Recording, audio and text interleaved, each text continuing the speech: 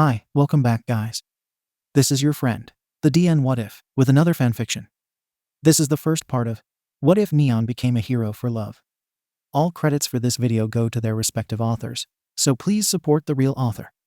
Check out the link in the description for more details, and go to the story link to say hi to the author. Please give this video a like and subscribe to the channel if you want more videos like this. Now, let's get into the fanfic. CH1 Neon, Origin. Wah, wah.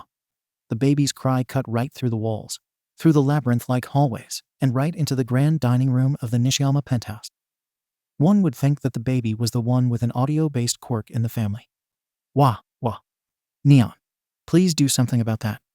We are trying to eat here, said Nishiyama & Co., the matriarch of the prestigious family, as she dipped her silver spoon into the hot soup and brought it to her lips, sipping ever so delicately as not to make a sound and not to smudge her lipstick. Yes, mother, her daughter said. The 8-year-old dropped her spoon with a loud clang and pushed her chair back with unnecessary force, so the chairs would make a loud scratching sound against the cold marble floor that she knew her parents loathed. Scree, Neon, Nishiyama Junichiro scolded. He glared at his daughter from the head of the table. Despite the fact that Neon took after him in physical appearance, the sharp cheekbones, the upturned brown eyes, and the small pointed nose, his middle child was like a complete stranger to him. He wished Neon would be more like her older brother, Kushi. He was just finishing up his first year in college and had given his parents practically no trouble since the day that he was born. Kushi had a useful quirk, guaranteed to help extend the prestige and wealth of the Nishiyama family businesses for many years to come and, most importantly, a willingness to do so. Neon, on the other hand, Junichiro sighed. He could only hope that her attitude and defiance was only due to her age, and that she will grow out of it soon. Sorry, father, his daughter replied despite sounding otherwise, and headed for the door. Wah, wah. I didn't say you were dismissed from the table, Inko sighed. Sit back down, Neon. Just use your quirk so we can all have a nice, peaceful family dinner together. Let the nurses handle your sister. That's what we hired them to do. I'm full, Neon said without turning away from the door. Even so, she raised her right hand and snapped her fingers. Immediately, a bubble appeared from the center of the room, encasing the dining table and those sitting around them. From her side of the bubble, Neon could still hear the cries, but the relaxed shoulders of her father, and the fact that her mother and brother returned to eating their second course, let her know that her sound barrier was working perfectly. Wah, wah. The sound acted as an alarm, reminding Neon of the task at hand. She exited the dining room, knowing full well that she wasn't really in trouble for leaving without permission. Her parents valued their own well-being over everything else, and having a peaceful dinner outweighed Neon's defiance and her presence at the table. Neon went straight to her baby sister's room. When she entered the nursery, all the nurses greeted her with relieved smiles. Aoju-san. Thank goodness you're here, the head nurse said, an elderly lady with a white apron covering her gray dress. She handed the tiny baby to Neon, and the cries immediately stopped when the baby's eyes connected with her sister's. The baby gurgled a little laugh, and then reached out to grab a long strand of her sister's black hair. It's okay, Akia-chan. Neon cooed softly as she bounded the baby gently in her arms. I'm here, Ni-chan is here. -6 years later. Don't you want me, baby? Don't you want me? Ooh, don't you want me? Neon yawned, moved her headphones off her ears, and sat back in her computer chair. She tilted the screen down from her laptop and stretched her arms over her head. As she did so, bubbles of all different shapes and sizes that originally hovered around her all moved up towards the ceiling as if stretching themselves. Tick, tick, tick. Her eyes moved over to the clock near her four-poster bed, and she ran her hand through her hair. What was once long and black had turned short and blonde. To her father's dismay, Neon's defiance only grew with age, and nothing was more pleasing to her than to see where her parents' limits were. Sporting a blunt bob with dyed red tips was her most recent experiment, which resulted in quite a favorable reaction for Neon. 2:37 am, she muttered out loud. Shit. It's late. And I still haven't started schoolwork. She moved the laptop away from a worksheet it had been resting on. Career and School Survey titled the sheet with everything left blank except for Neon's name and class. There was nothing written for school targets, career goals, and additional notes. Neon rubbed her face and then brought her laptop back to its position. The listings of all the different concerts behind held that week in Japan flooded back up on the screen, and Neon grinned. Or I could continue with this and just ask for another extension. I can turn it in later. I hope. I mean, entrance exams is months away anyways, right? Or I could put in you a hero course again, just to see Ida-kun blow a gasket again. Ha! That guy can't take a joke when it comes to hero stuff. She sighed and swung her chair in a circle as she debated her choices. The bubbles around her moved along with it. Neon enjoyed the sound of the slight creak the chair made since the gears were slightly rusted. The house was so eerily quiet, especially at night, that any sound was welcomed and savored by Neon.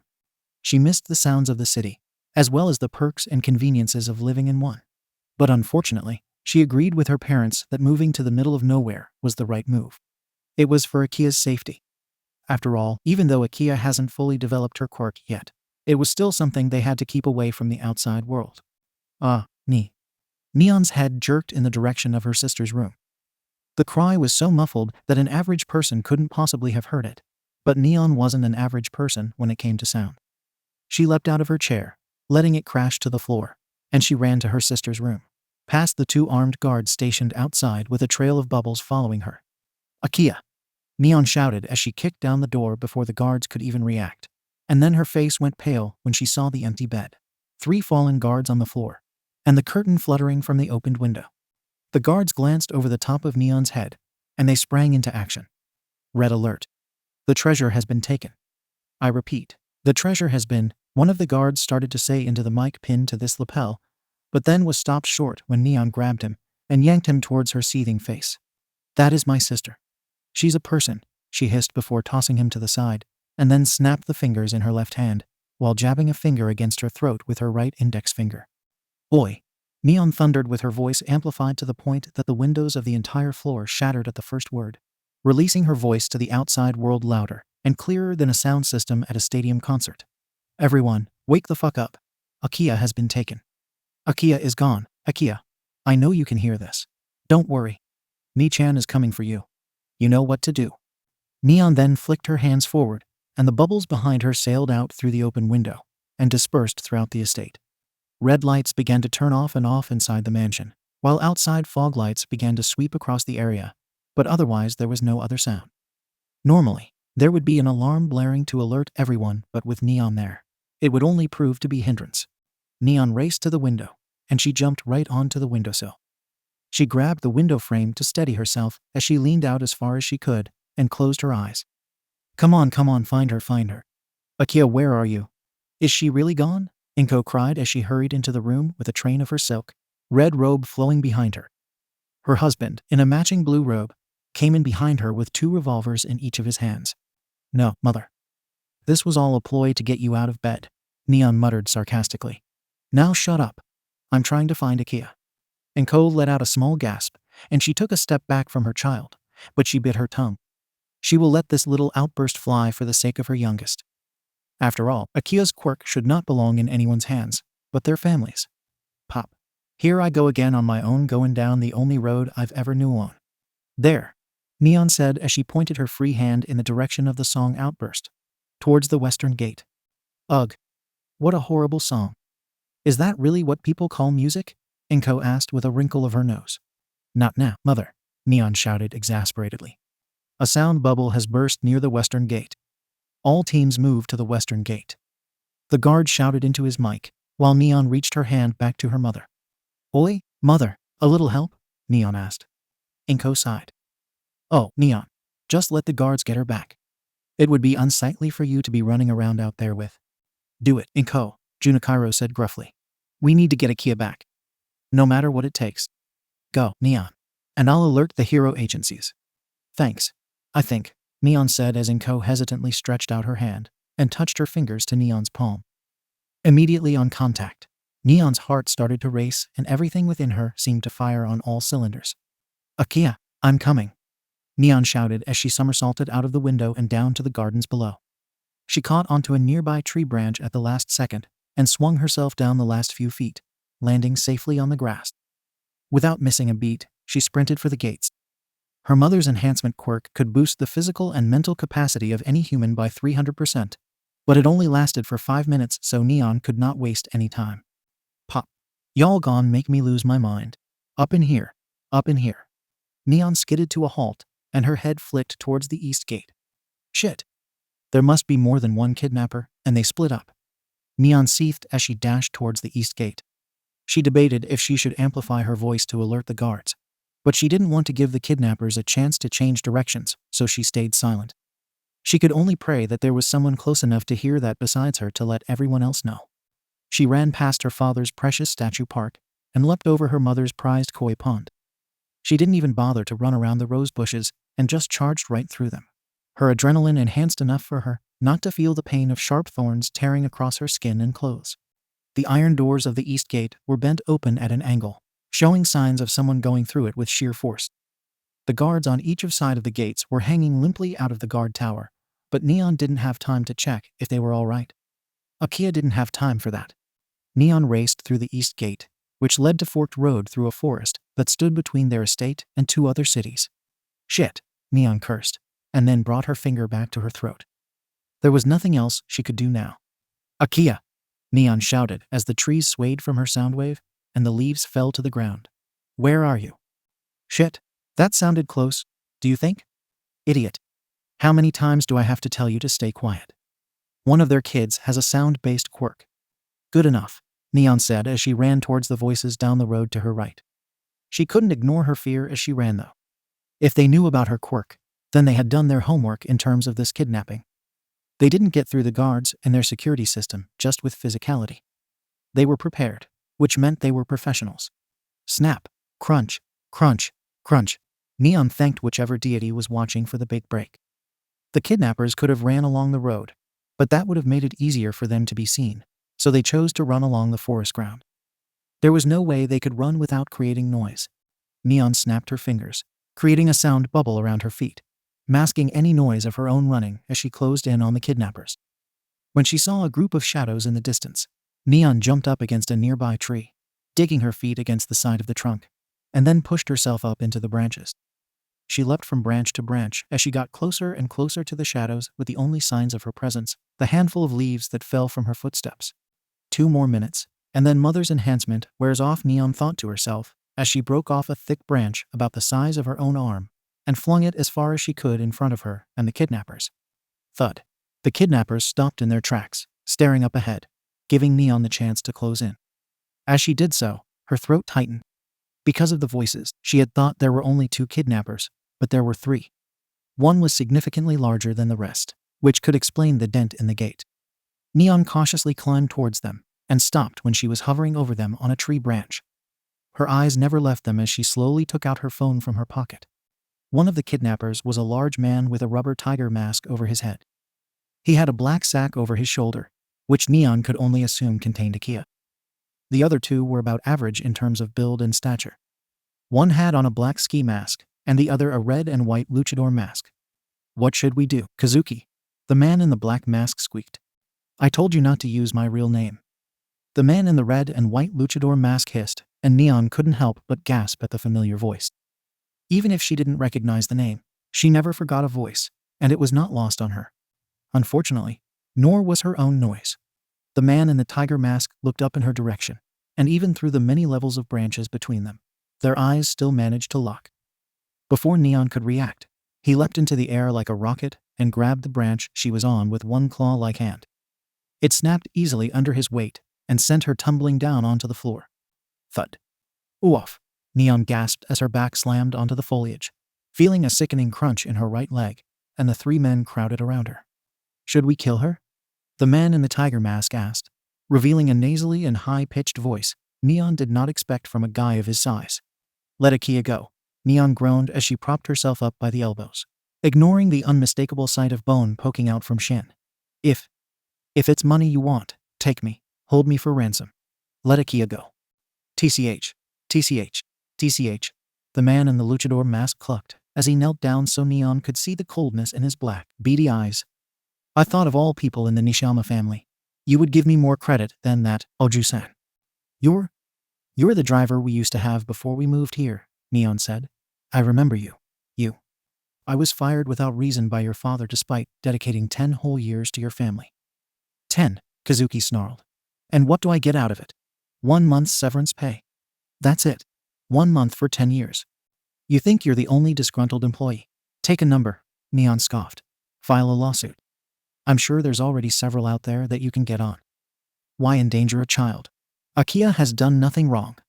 That may be true, but she will be far more lucrative to me than any settlement I can get out of your father, Kazuki said. And, not just that. I know what kind of character your father is. Taking his precious cash cow away from him would be more painful to him than any amount of money I can get. So you figured out Akiya's quirk. Even though we took all the precautions to make sure no one knew, including your dismissal and hiring an entirely new and scaled-down staff, Neon snorted. I should tell Kushi. He'll be devastated by this oversight. It would make for a great graduation gift. It took a while, but I figured it out, despite all of your efforts, Kazuki said. And once I did, I realized that she is the severance pay I deserve. You're just as bad as my family, Neon snarled. Cash cow treasure. It's all the same to you and him. Akiya's more than just her quirk. She's more precious than any diamond she could ever make. What? Tiger Mask cried. Oi, oi, oi. The man in the black ski mask said as he took a step towards Kazuki. That's what her quirk is. This brat can make diamonds. You never told us that part of the plan. You just said we'd get multiple ransom payments from her family. Kazuki stammered. You of all people should know the importance of keeping your employees happy. Neon scoffed as she shakily got herself up and hopped on her good leg, while blood dripped down her right foot. What did you promise them? 20% of each ransom payment. 30% each, Tiger Mask said. You're a terrible businessman, Neon chided. I would have given them 25% each. Thwack. Enough, Kazuki said as he backpacked Neon hard across the face, sending her flying to the ground. I will not be spoken to that way. Especially by someone like you. You, who were lucky enough to be born into a life that you could have everything you could possibly want. You, who never has to work a day in your life. You, who... I get it. I got lucky in a big way because of my name, Neon said as she shakily pushed herself off of the ground. Despite her pain, Neon got to her feet and crossed her hands over her chest. With only seconds away from her mother's enhancement, that this was the only thing she could think of to do, and she knew this was the best plan she was ever going to come up with. Her sound bubbles came racing towards her from all different directions and collected around her body like she was clad in bubble wrap. You guys popped a bubble earlier. You know how loud one can get. Imagine how loud it'll be if all 323 go off at once, Neon said as she felt the effects of her mother's quirk wear off, leaving her with nothing but the feeling of fatigue and hunger. 300 and Kazuki gasped and Neon smirked. Since it's too dangerous for Akiya to go out into the world, I've been busy recording and bringing the world to her. I've recorded everything from live concerts to the sounds of a large waterfall hitting up against the rocks. Let her go and I won't detonate my bubbles. I should tell you that it's not just sound that you should be worried about. Even I won't be safe from the sound waves that will burst from these bubbles, Neon said. I have no idea how much force all of these combined will be and what damage they will do. You're going to endanger even your own sister? Kazuki demanded. Better to hurt her now than to let her go into a life of God knows what with you all, Neon spat. Now give her to me. Or, we go with Plan C, the man in the ski mask said. Plan C? Both Neon and Kazuki asked simultaneously. Bang. Gah! Kazuki screamed as a bullet shot out from a gun in the ski mask's hand and tore through his calf. The former driver fell to the ground and howled in pain. What? Neon gasped. Make a noise. It doesn't matter, the man in the ski mask said. We'll be up and gone before anybody gets here, and we'll just let this fool take the blame. I'll tell them everything about you, everything. You won't get away with this, Kazuki snarled. You really think we gave you our real names? The man in the ski mask laughed and Kazuki's eyes widened. That child is right. You are a terrible businessman and terrible businessmen should not be making deals with criminals. Then the man in the ski mask turned to Neon, and when their eyes met, her whole body started to tremble with fright. So this is what a villain looks like. A true bad guy. Drop your bubbles. It's useless to us, the ski masked man said. But the shockwave, Neon started to say, but even her own words sounded flat in her ears. Useless, the man repeated and put his hands on the floor. Immediately, a thick metal wall erupted from the ground, separating Neon from her sister and her captors, and stretched as far as Neon could see in either direction. No, Neon said as she uncrossed her arms and hobbled towards the wall. Sorry, girlie, you lose. The ski masked man sang out from the wall as she beat her fists against it. No, Akiya. Neon screamed as her bubbles flew up against the wall and burst into a huge cacophony of sound. Guitar riffs mixed with several different cheering crowds, cymbal crashes, foghorns, the booms of thunder, and everything sound imaginable came together in one loud and fantastic blast and sent Neon flying back away from the wall that only received a slight dent from the sound. A tree stopped Neon from going any further and her back slammed hard against the trunk, which splintered from the other side. She fell to the ground like a rag doll, and her mind felt just as lifeless as tears pooled out from her eyes. She didn't know what happened to Kazuki, nor could she bring herself up to care. "Akia Ni-chan is sorry Ni-chan failed," Neon whispered as she blacked out. Sexy stomp. Boom. A strong gust of wind broke through just as giant purple boots stomped down on the metal wall, crushing it into nothing and sending leaves and debris flying right at Neon, who woke up from the loud racket. She didn't know how long she had been asleep, and it took her a moment for her to even remember where she was. She could only flinch and close her eyes, too weak to even cover her face. As she slowly opened up her eyes again, she saw the boots standing in front of her, but this time they were normal-sized, and they were worn by a human-sized lady. Neon's tears fell once again, but this time with relief. "Hello, does this girl belong to you?" asked a beautiful lady with creamy long hair. She held the man in the ski mask and tiger-masked man by their collars with the other. Both seemed to have been knocked unconscious. "There's another one out there, Kazuki. He's wearing a red and white wrestling mask," Neon heard herself say, and looked incredulously at this woman. Who are you?" "Good to know. I'll go look for him," the lady said, and then she jutted out a hip and gave Neon a wink. "I'm Mount Lady. I just debuted not too long ago. Pleasure to meet your acquaintance. You know, if it wasn't for that racket earlier, I wouldn't have known to come in this direction. This forest is so big and dark. What was that noise anyway?" It sounded like a monster truck show collided with the Olympics. That was me," Neon said as she looked at the broken wall behind them. "I guess my quirk was good for something." "If it wasn't for your quirk, I wouldn't have come in this direction," MT Lady replied. "If anything, that means you've saved this little girl's life. That makes your quirk good enough for a hero." "Hero?" Neon scoffed. "I'm no hero." "She'll probably see you as one," Mount Lady said with a nod to Akia, who stirred in her sleep, and then her eyes slowly opened up. "Nini-chan," Akia whispered, and then her eyes widened, and she shined a smile more dazzling than any diamond Neon had ever seen her make. "I knew it. You saved me. You saved me." "I didn't," Neon started to protest.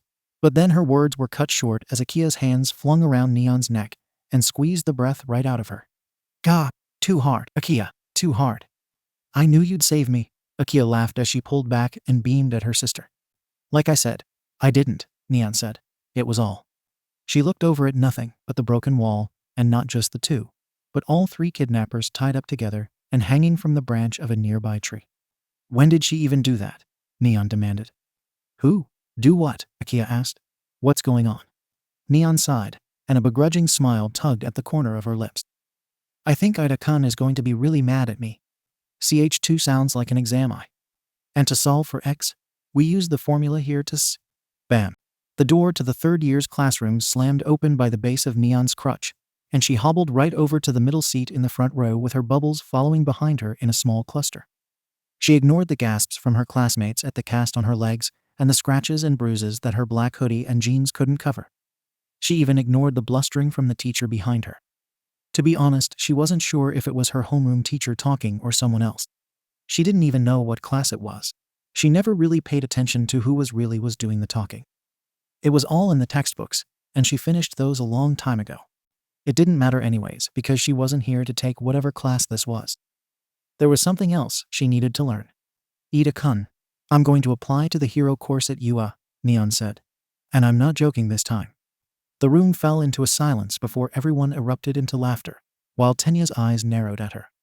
"Oi, Nishiyama. It's bad enough you come in 4 hours late, and not even in uniform, but to come in just to tease Ida like that," the teacher behind started to say, but then Neon snapped her fingers without looking back at him, and his voice was drowned out by the sound bubble that appeared around his head, which made his natural, shiny spherical head shape stand out even more. "Gah, so noisy," Neon said as she stared right into the boy's eyes. "So, will you help me?" "Nishiyama-san, using your quirk is not allowed on school," Tenya started to say, but then the solemnity of Neon's expression gave him pause. The boy's frown intensified as he studied her quietly and stonily.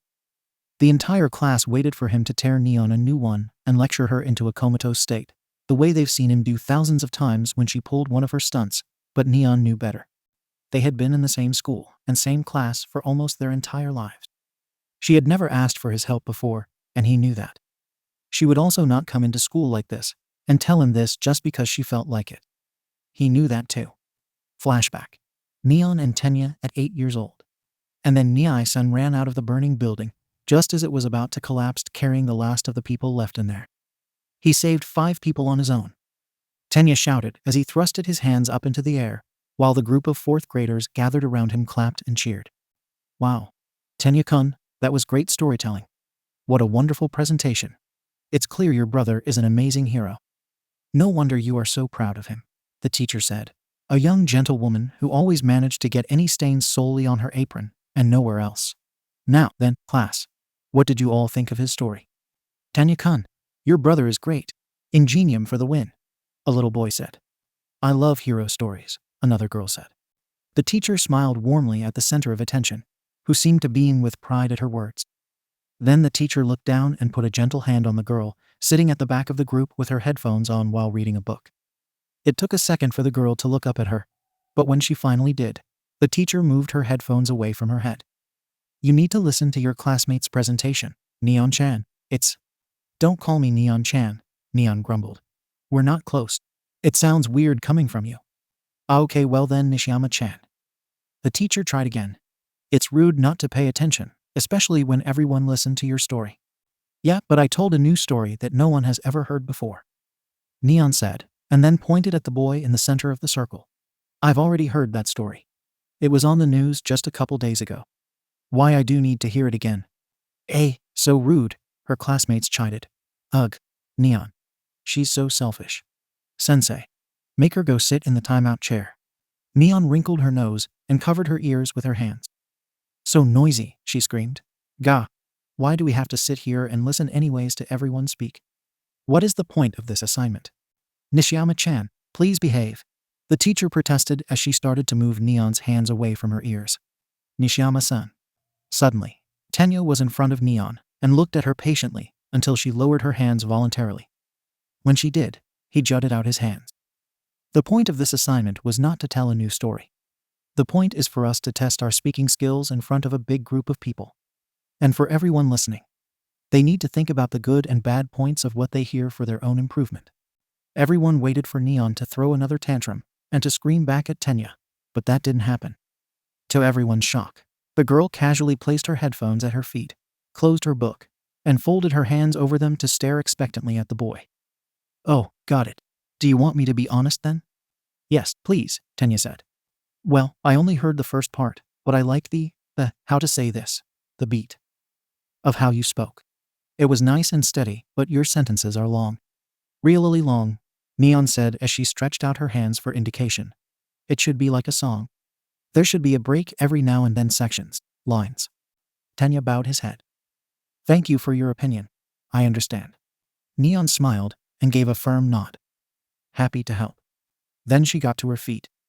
As she left to put the book back in its space in the bookshelf, Tenya and the teacher caught each other's eye behind her back. Tenya looked solemnly at the teacher. Nishiyama-sen gets mad when she has to do something without knowing why she has to do it. Oh, now that you mention it, the teacher said as she stared at the girl in a new light. She does ask that question a lot in class. Thank you, Tenya-kun, for pointing that out to me.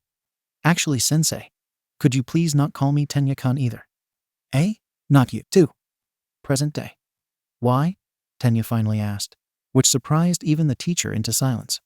Because you have a better understanding of the process and what they will be looking for, Neon started to say, but Tenya shook his head. No, I wasn't asking why you needed my help. If you're going to do this, you will definitely need my help, he said, without hesitation and with a swift chop of his hands. I'm asking you why the sudden change of heart. Why do you want to be a hero? I've told you before to not make a mockery of the hero course.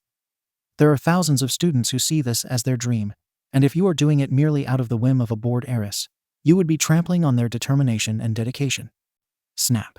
Suddenly, a bubble appeared around Neon and Tenya, muting their voices so that the outside world couldn't hear. Okay? I'm going to totally level with you on this one. It's not that I want to be a hero. I really don't, Neon admitted. But I have to. For Akia. Your sister? Tenya asked. And then he almost leapt out of his seat. Did something happen to her again? Is that why you're in this state? Neon nodded. Ah, my father called your brother, but another hero ended up stepping in, and it's a long story. The point is we both know Akia's quirk. Right now she can only make tiny diamonds, but it's only a matter of time before she gets the hang of it, and that's going to draw a lot of attention.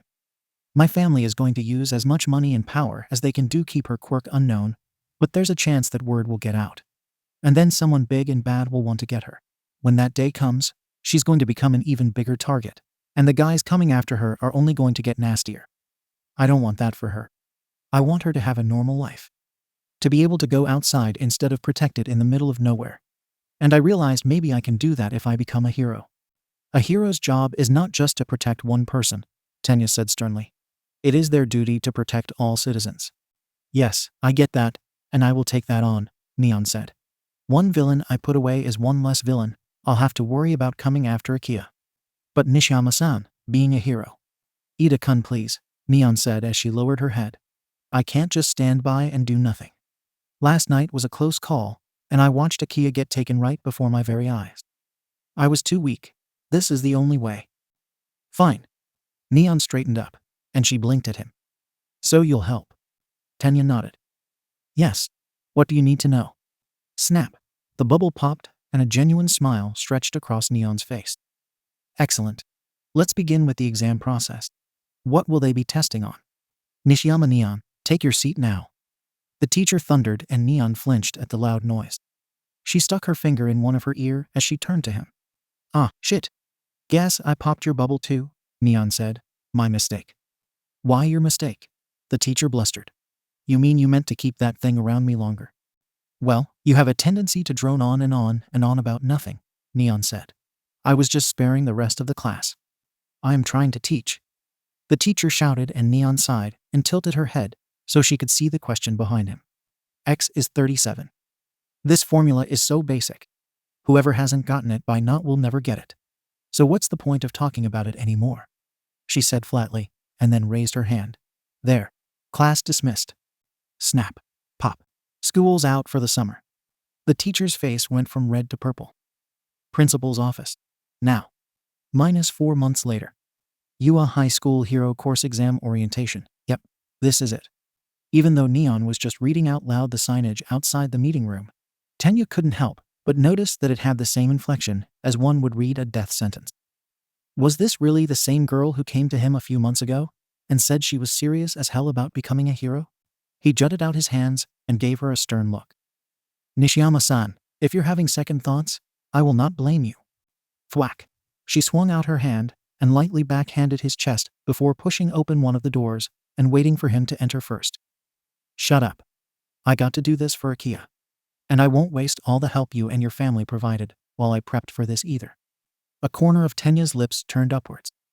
This was as close to a verbal thank you he would ever get from Neon, and he knew it. Tenya gave a small nod of acknowledgement and then walked into the room. It was a big tier-styled lecture room with a vast stage and screen at the front. There were over 20 rows of seats that faced the stage like a forum. They were quite early, due to Tenya's insistence, so there were only a handful of seats taken. Most of them were near the back. This was why Neon was surprised that Tenya would forego his usual seat choice of front and center and took a seat right in the middle of the middle row. She raised an eyebrow at him, and he pointed at the stage. This way we'll be eye level and can see everything clearly and straight on, he said. Oh, was all Neon said as she took the seat next to him and leaned back in her chair to see how far it could go. Unfortunately, it wasn't very far, so she lifted her feet and rested them on the desk so that she could get comfortable. Nishiyama-san, you should show some respect too.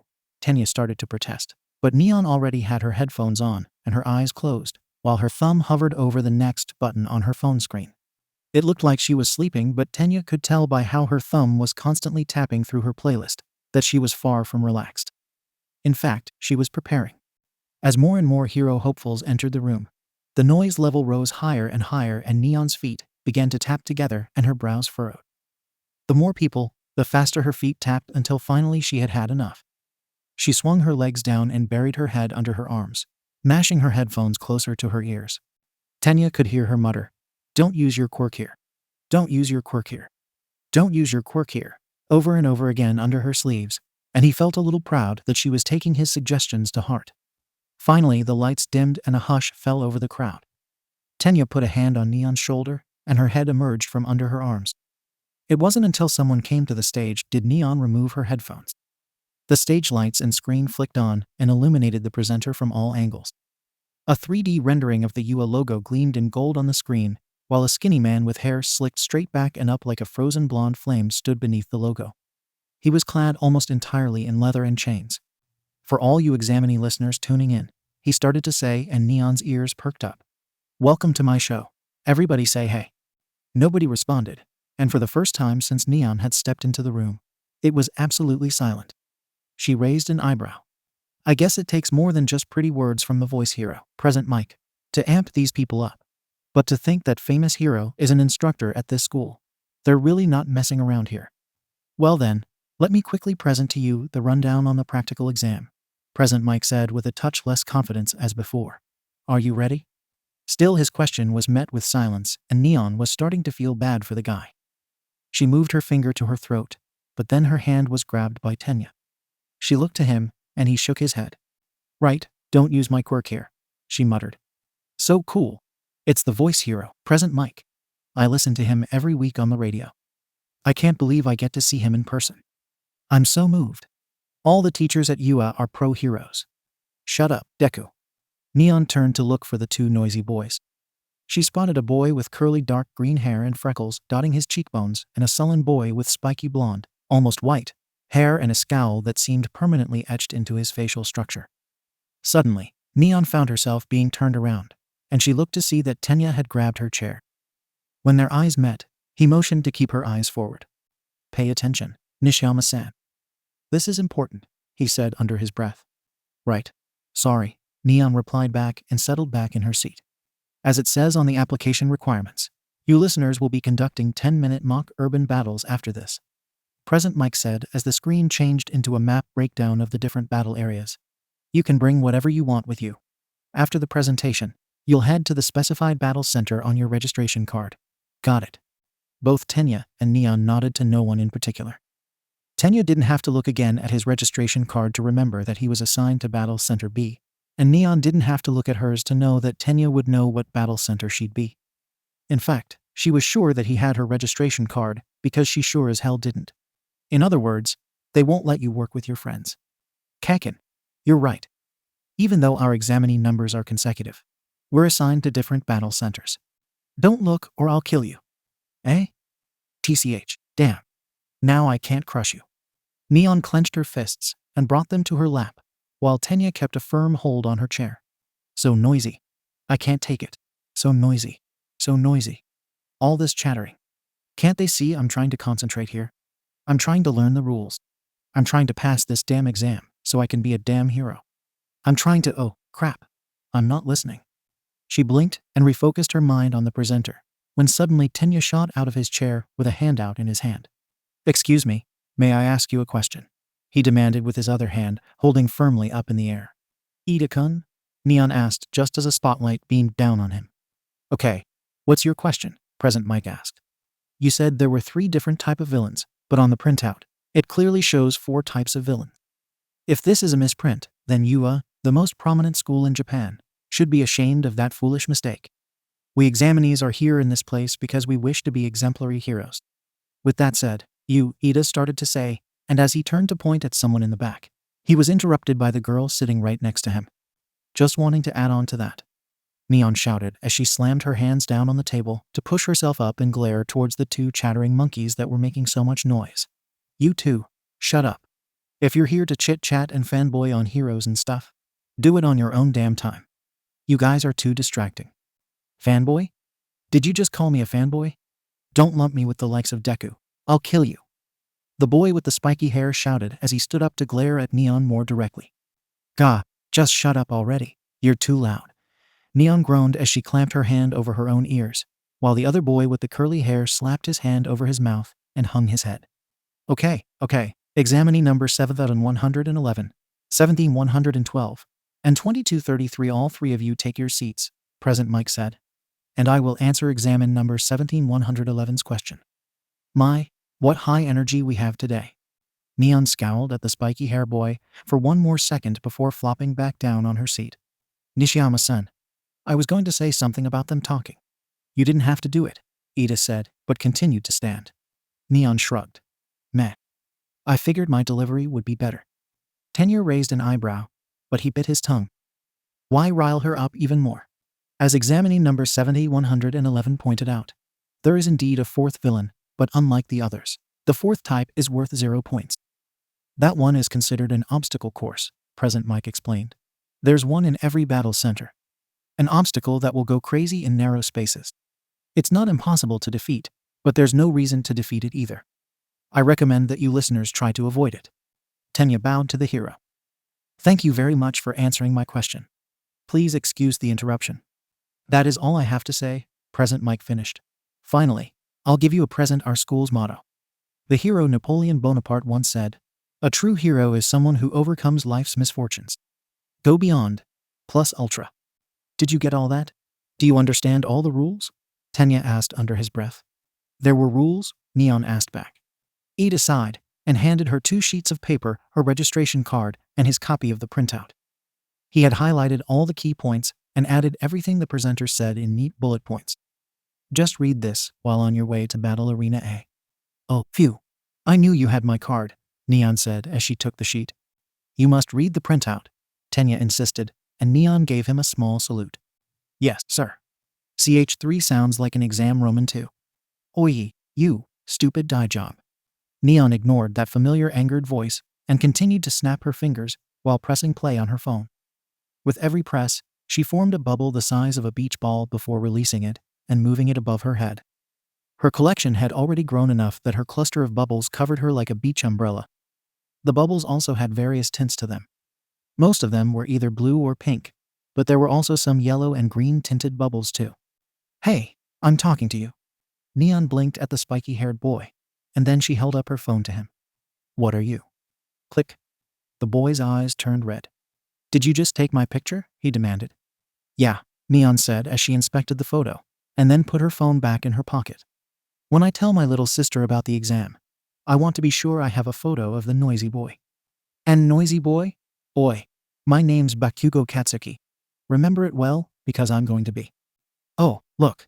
You can see the moon even when the sun's out, Neon said as she snapped a photo of that as well. I think I'll actually send that to Akia now. Are you even listening to me? Not really, Neon replied, and then put her phone back in her pants pocket after she sent the photo to her sister. Before they all loaded onto a bus to go to their designated area, each applicant was allowed time to change into whatever clothes they brought for the physical part of the exam. Neon wore the navy blue tracksuit supplied by her school, but she left her track jacket unzipped, revealing a white tank top underneath with the words solo prominently displayed on her shirt. Each letter was actually a musical symbol, with the S being the treble clef, the O's being 2/8 notes linked together, and a final bar line as the L. Her headphones sat on her head, and though it was not connected to her phone, the noise cancellation feature was turned on. You shouldn't worry about what I'm doing, Neon said as she counted how many bubbles she actually had in her cluster. Focus on the exam. Who says I'm worried about you? The boy yelled back. His face had turned almost demonic with all of his sharp teeth showing as he talked. I just came to warn you not to get in my way. Okay? Neon was all said back. And I'm not a fanboy. Okay. You're a noisy boy. I'm not a noisy boy. Okay? Stop saying okay. Sure. Why you? Okay, start. Eh? The two of them looked up to see Present Mike standing on top of a stone tower with his arms spread wide. What's wrong? There are no countdowns in real fights. Run, run, run. Neon took off as soon as she heard no countdowns, but she was already several feet behind the ones who acted the fastest, including Noisy Boy, who was flying above everyone by blasting out fire from his hands like a rocket. However, Neon didn't dwell too much on that. Instead, she focused on getting away from the crowd. She was stuck in the middle of the pack, and as much as she wanted to, she wasn't allowed to use her quirk against people or cause them harm. That was the most irritating rule out of the list Tenya had given her. She had to rely on her natural physical abilities for now. Ugh, get out of my way, Neon shouted as she pushed herself towards the side of the group, until she found an open doorway into an empty building. It was quite impressive that the school was able to build mock cities for its students, but Neon wasn't looking to admire the vast infrastructure at the moment. She was just trying to get to higher ground. She raced up the steps of the building and up onto the rooftops. From high above, she could see the mass group of students was starting to thin as more of them tapered off into different alleyways and cross streets. The sounds of explosions emitted from somewhere several blocks to the east of Neon, and it was followed by small plumes of smoke. "Get out of my way, that's my villain," she heard Noisy Boy scream above the ruckus. Neon sucked in a breath and ran as far as she could in the other direction. She took a giant leap right on the edge of the roof and landed on the building next door, which was about 6 feet away from each other. She jumped from rooftop to rooftop towards where it was quieter and less people. Target acquired. Neon tumbled onto the nearest building, just as an olive-green robot rolled out onto the street below with a 2 inches painted on the back of its arm. It was heading towards 2 other examinees, a boy and a girl.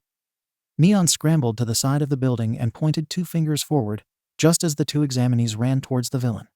"This one's mine," the boy yelled. "No, mine," the girl said, but they both froze when 2 blue-tinted bubbles stuck to each side of the robot's neck. Pop, pop, wub wub wub wub wub wub wub wub. Ah! The boy and the girl clamped their hands to their ears as a strong bass reverb exploded from the bubbles. The hinge on the neck of the robot started to spark and tremble before the entire head snapped off and rolled to the ground. "Sorry. That one was mine," Neon called out from the top as she jumped to another rooftop with her bubbles trailing her. When she got to a clear street crossing with no one and no signs of battle, Neon leapt off the roof, grabbed the pole of a nearby streetlight, and swung herself up and over several times before propelling herself towards the center of street. She landed perfectly on her feet with her arms outstretched over her head, and with a begrudging thanks to her mother for forcing her to take gymnastics during elementary school. Target acquired. 3 more robots, 2 ones and 1 two, bursted out from different corners of the street, and they came racing at Neon. She flicked her hand down. Pink-tinted bubbles came shooting out and launching themselves on various parts of each robot. Thwack! A long, white strip of something suddenly shot out from behind Neon, and it wrapped around and bound together the 2 robots. Neon whirled around just in time to see a flat-faced boy with the white strip coming out of his elbow grinning at her. "Sorry. I'm taking this one," he said as he grabbed the end of the strip and swung the robot into the side of a nearby building. "Shit," Neon muttered. "Sorry." "Huh? What are you apologizing for?" "For this." Snap. Crash. High-pitched piercing shrieks broke through her sound bubbles, and it struck the remaining robots, causing them to short-circuit with steam coming out of its joints. The sound also shattered all the windows in a 20-foot radius. The boy let out a startled cry as he covered his arms with his hands and ducked into the hole in the building he had created from his robot takedown, while Neon yanked out the entire arm of the nearest robot to use it as cover. When the glass shards finished falling to the floor, the boy looked over at Neon, who could only shrug. "I didn't think anyone was around. Otherwise, I'd have chosen a different sound." "What? What did you say? I can't hear you. There's ringing in my ears." "Double sorry," Neon said as she ran off down the street. "Damn. I hope I don't get penalized for that. I should just stick to my bass bubbles instead." Kaboom! Kaboom! Kaboom! Neon veered around the corner, just to see Katsuki explode 3 robots' heads off. He scoffed when he saw her. "Heh, too slow. I got to it first," he laughed. "I'm at 43 already. You." A pit dropped in Neon's stomach. "0.4, she muttered. Katsuki seemed quite pleased with her low number, and he laughed heartily before shooting off into the distance. His voice trailed off as he left, and Neon looked in the direction he ran. At this point, her legs were burning and her entire body was drenched in sweat, but she knew she couldn't stop. This encounter with the noisy boy was the fuel that she very much needed. "All right, time to get serious," Neon said as she crossed her arms over her chest, gathering her bubbles around her body. "Let's do this." She ran through the streets with newfound fervor, not even stopping when villains come out of the woodwork towards her. She just pointed at them, sent a bass bubble, and snapped. She didn't look at their numbers, or if she had taken it away from anybody. She didn't even bother counting how many villains she attacked. All she knew was that she had to keep running, because every second that she paused was a second an opportunity for a point would be taken away. Her bubbles were dwindling, and when she was left with only 2 bass bubbles and a group of untouched high-pitched bubbles, that was when the ground started to tremble. Neon stumbled to a halt in order to regain her balance, and she looked around her. There were several people nearby, and they looked just as bewildered as she did on what was happening. Suddenly, the buildings ahead of them exploded, creating clouds of dust and debris. The cloud of dust grew closer and closer as sounds of explosion and heavy machinery drew closer and closer. One by one, the buildings in front of Neon started to crumble, and through the dust, she could see the silhouette of a robot villain bigger and taller than most of the buildings in the city. That's the obstacle, the 0.1. Someone shouted as everyone began to run away. 2 minutes. Ah, it's closing in. Shit. Somebody, help me. Someone screamed somewhere in the dust cloud. Neon bolted towards the sound as she threw her arm over her nose to avoid breathing in too much of the dust. In the distance, she could see the silhouette of someone on the ground. As she got closer, she saw a boy clutching his ankle and stretching out his hand towards her. Please help. I twisted my ankle trying to get away, he cried. Here, lean on me, Neon said as she went over to him, hooked his arm over her neck and stumbled forward. The dust was getting thicker, and she could hear the rumblings of the 0 point getting closer, but she couldn't move as fast as she did before. She was getting tired, and no sort of mental motivation could help her at this point. Come on, it's getting closer, the guy whined. I'm trying, Neon said as the ground beneath her feet began to shake. Ugh. It's hard to move fast with all this dust. Okay, bear with me, cover your ears. What? The guy asked. Snap. Pop. A pink bubble burst, letting out a high-frequency tone that sent the dust flying away from them and clearing their vision just as the shadow of the 0 point fell right over them. Neon and the guy both turned to see that the 0 point obstacle was only a few feet away. Ah, Neon and the guy screamed. There you are. Thwack. Suddenly, a familiar white adhesive curled around Neon and the boy, pinning them to each other. Hang on, yelled the flat-faced boy with the tape as he pulled the pair towards him. He stood on a rooftop out of range of the 0 point's destructive path, and the pair were flung onto the roof, just as the 0 point trampled through where they were originally standing. Thanks. I owe you one, Neon said as she tried to sit up, but since she was pinned to the other guy, who seemed to have no inclination of changing his state of being flat, it proved most difficult. I'm alive, I'm alive. The guy wept as pools of tears formed beneath his face. Gross, Neon shouted as the pool inched towards her, and she wriggled her whole body like a worm. Get me out of here. Sorry, the tape guy said with a grin as he ripped the tape with his bare hands, and Neon rolled as far away as she could. I saw you run back in there, and I would have retrieved you guys sooner, but with the dust cloud and everything. No need to explain. You saved us. Plain and simple, Neon sighed and rubbed her neck. Ugh. I'm tired. I don't even know if I can walk out of here, let alone take the written exam. Ha. If you are this beat, why did you even run in to save this guy?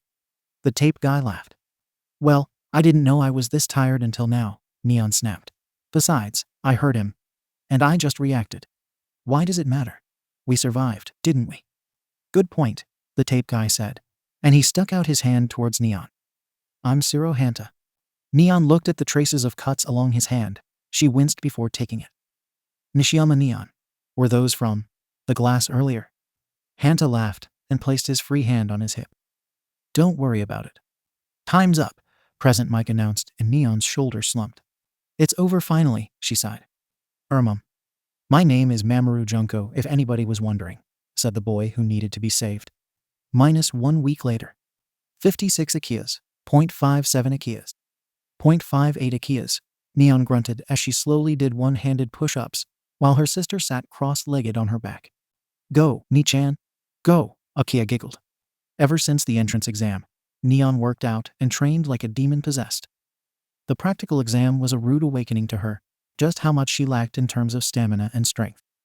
Everything in her life became solely focused on strengthening her body, including her usual playtime with her little sister. Thankfully, whatever Akia wished for, Akia received so when she asked for a private gym that could be connected to her room. Their father had it done and finished by the next day. It came equipped with all the bells and whistles, which included a boxing ring.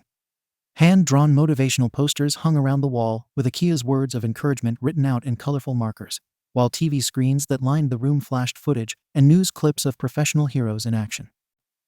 0.59 Akias, Neon groaned as she struggled to get back up from the floor. Beads of sweat poured down her face and dripped onto the mat.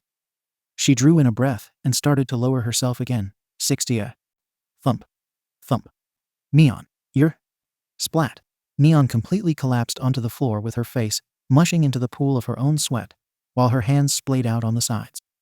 Akira rolled off her sister's back and giggled at her older brother, who had knocked on the door and stuck his head in. What the hell do you want, Kushi? Neon sighed as she flopped on her back and stared up at him. Kushi was just a younger version of their father in every sense, at least to Neon. Both were just selfish and entitled men that would do anything for a good deal. They cared more about what was in the accounting books than what was happening around them. Please watch your tone, Neon. I have done nothing to deserve such, Kushi started to say, but then Neon sat up and folded her arms. He cleared his throat and pulled out an envelope from his inner jacket pocket and held it out. The mail just came in, and this was addressed to you, from Yua. Both girls hurriedly got to their feet as Neon grabbed the envelope from his hands. It was a small envelope with a red wax seal stamped with the Yua logo on it. Neon sucked in a breath as she felt the thickness of the envelope. Open it! Open it! Akira shouted as she bounced on her feet. It's thin, Neon gulped. Wouldn't an acceptance letter have more paperwork for orientation? Well, if you do get rejected, I'm sure there is still time for me to call the Board of Education at St. Rita. Neon glared at her brother. I already said I'm not going to whatever uppity private school we have connections with. Could you at least pretend that you believe in me? Pretend that there's actually some warmth running through your cold blood. Kushi sighed. I didn't say you didn't get in, Neon. I'm just saying if you didn't. Please don't fight. Neon inhaled sharply as she looked down at her sister, who had her head hung low and big, fat tears plopping down at her feet. Please don't fight, Akira pleaded as she rubbed her eyes with the back of her arm. I don't like it when you two fight. Neon rolled her eyes at how statue-like Kushi seemed to be at the moment, and then she knelt to the ground and wrapped her arms around Akira. I'm sorry for upsetting you, Akira. The fight's over. We're not fighting anymore, right, Kushi? I certainly wasn't the one who was combative. Neon gritted her teeth and forced a smile. See, Akira? No fighting. Now, should we open the envelope? Akira nodded against Neon's shoulder, and then she lifted her head up to beam at her older sister. I'm sure you got in, Ni-chan. You can do anything. Neon chuckled as she sat down on the floor and had Akira sit in her lap. Neon gingerly ripped the edges of the envelope and then tilted the opening into her open hand. 2 folded sheets of paper followed by a small metal disc fell into her palm. Akira whispered as she lifted up the metal disc. What's this? State-of-the-art projection disc, Kushi said with an approved nod. Impressive technology. It'll activate when it's set down on a flat surface. Huh? Akira asked. Put it on the floor, Akira, Neon said with an exasperated look to her brother. Geez, Akira's 5, not 25. Here it goes, Akira said, and laid the disc right by Neon's feet. A beam of light came out from the disc and suddenly, a large toothy smile was projected above the desk. I am here as a projection, came a boisterous voice. All Might? Akira squealed as she leaned forward in her sister's lap to get a better look. What is All Might doing in an Yua admittance video? Neon asked. Yes, it is true. I have taken a position as a teacher at Yua. All Might laughed as he placed a hands on his hips. But let us get to the matter at hand. Nishiyama Neon. Let's see how you did. He turned his back to the camera, and suddenly the camera shifted to side, and a new screen appeared beside All Might, showing Neon's name above the words Villain Points. Based on your practical exam, you were able to accumulate 18 villain points, All Might announced. The numbers 18 flashed under the villain points, and it made Neon's stomach tighten. That wasn't even half of what Noisy Guy got in the first 5 minutes of the exam. But the practical exam was not just about that. No, All Might grinned. Huh. The screen changed to replay the footage of Neon rushing into the dust cloud, and then being lifted out with Junko. Is that the guy you saved, Ni-chan? Akira asked excitedly, having forced Neon to recount her exam multiple times in the past week. Tried to save, Neon corrected. But yes. The entrance exam was not graded solely on villain points, All Might announced. How can a hero course reject people who save others and do the right thing? No. In fact, there was another grade to this exam. The words rescue points flashed next to villain points. Rescue points, All Might announced. They're given by a panel of judges that reviewed any heroic or rescue action done throughout the course of the exam. It's the other basic ability we at Yua looked at. Nishiyama Neon. Despite the fact that you did not successfully save the young boy on your own, you still rushed in at the first sign of trouble instinctively, and a hero needs that. You've been awarded. Neon sucked in a breath. 13 points. Neon's shoulder slumped. That's only a total of 31 shit. To be perfectly frank, All Might said, your points barely put you in the top 40. The chart changed to the top 10 names, and Neon's heart sank when she saw that the best score was 77. Neon groaned. Ugh, it's over. I failed. However, All Might said, there was another exam result I have yet to mention. The written exam. Neon gulped as All Might grinned at the screen and gave a thumbs up to the screen. You, Nishiyama Neon, are #1. Neon blinked as her name appeared on a whole new top 10 chart, and her name was sandwiched between two numbers, 1 inch and 100. That's right. For the first time in the 10 years, we have an examinee obtain a perfect score on the written exam. All Might shouted. Yes, it is important for a hero to act and be strong. But it is also essential for a hero to think critically and be as knowledgeable as possible. Why?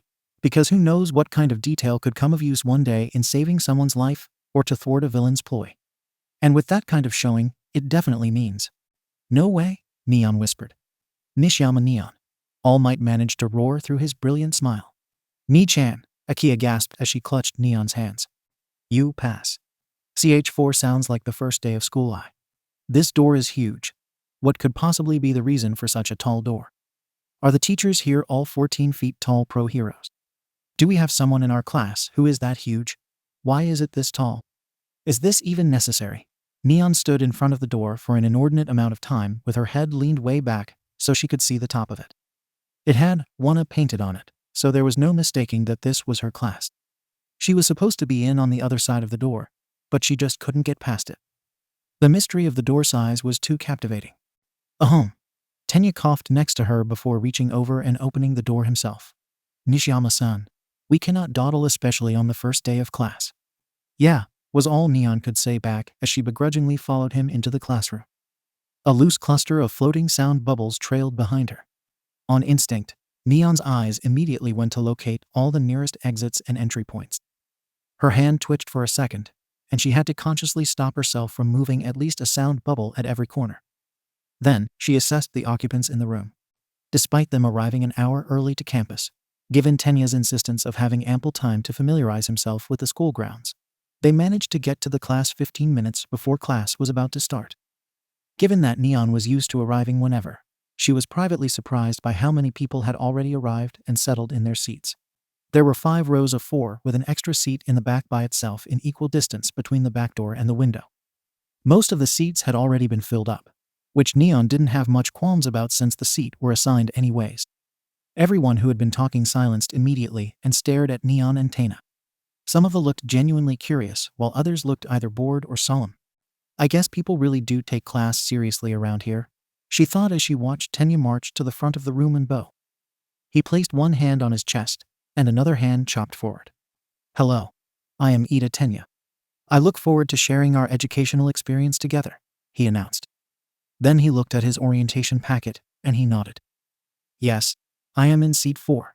Which would be? It's over here. Behind me, said a girl with the largest and roundest eyes Neon had ever seen. Nice to meet you, Ida-kun.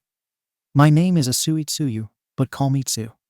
Ah, thank you, Tsu-chan, Tenya said and marched over to his new desk, the first seat of the 4th row. He set his backpack down and then realized that Neon was still by the door. Ah, Nishiyama-san, what about you? Wait, Nishiyama. A girl sitting near the back of the class sat up a little straighter to get a better look at Neon. She had her long black hair tied into a spiky ponytail.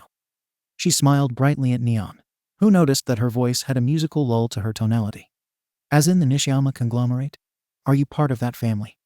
Neon's lips pursed ever so slightly as she snapped her fingers. Guilty as charged. Tenya jutted his hands forward. Nishiyama-san, I hope you got enough rest and didn't stay up too late watching old cop shows. We must be at peak physical condition for class. A school of this caliber will definitely push us to our limits every day. Neon shrugged her shoulders. What could she do? Akia was in the mood to watch some crime-fighting movies last night. The girl got to her feet and walked over to Neon, just as a boy with short orangey blonde hair and a black lightning-shaped streak did the same. Who do those sounds come for your bubbles? He asked as he moved a finger towards a green-tinted balloon that was about the size of a basketball. EUE. Please put your hands behind your head and step away from the vehicle.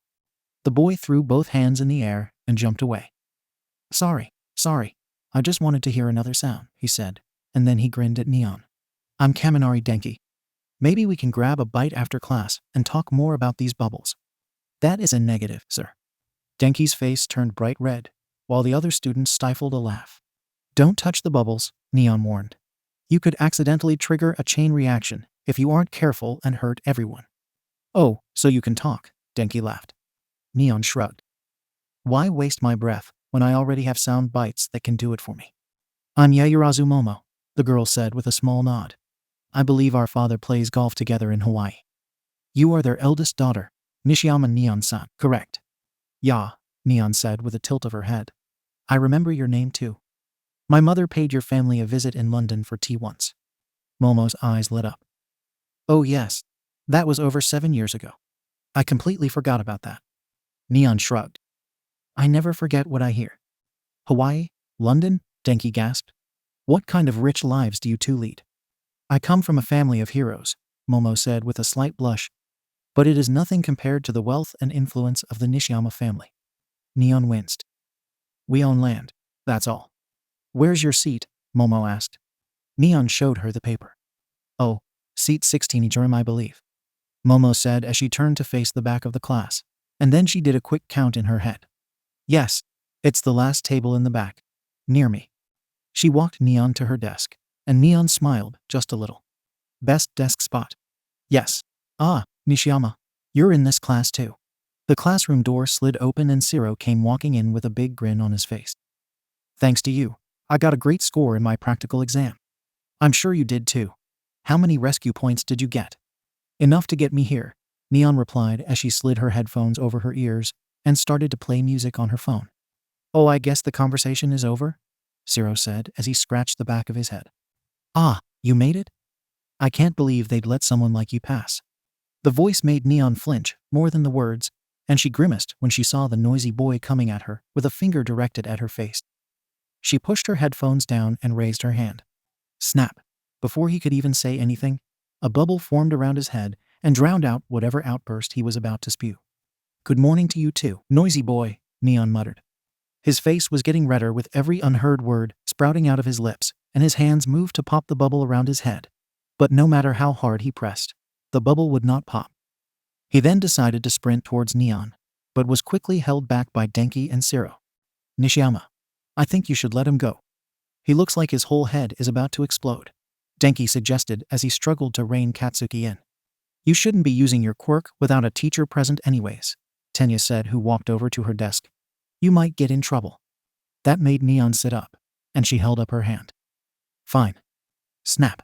The fuck do you think you're doing? You fucking lowlife, die job? I will kill you, Katsuki screamed with his hands outstretched towards Neon. Wow. The mouth on this one, Denki whistled. Is this truly the words of someone aspiring to become a hero? Tenya asked. Shut up, you stupid side characters. Snap. Suddenly, a bubble ballooned out over Neon's entire desk as she closed her eyes, pulled her headphones back over her ears, and listened to her music. From outside the bubble, everyone could see but not hear the long breath of content that Neon exhaled. She bubbled herself? Denki asked incredulously. Stupid die job. Come out of there so I can crush you, Katsuki yelled. Give up.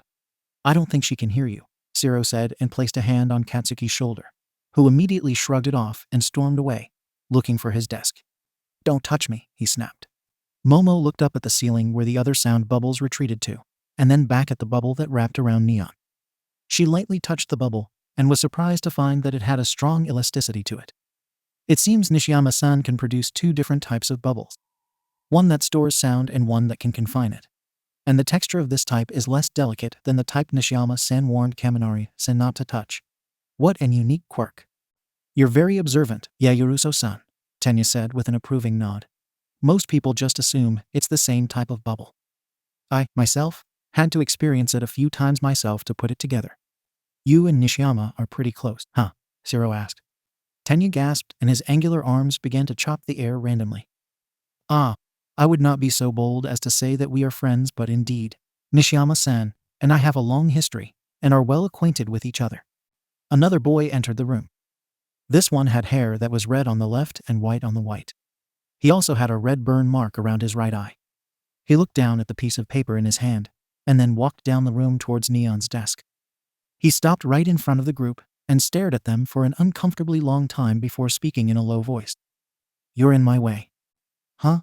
Denki and Zero said. The boy held up his paper. "Seat 15.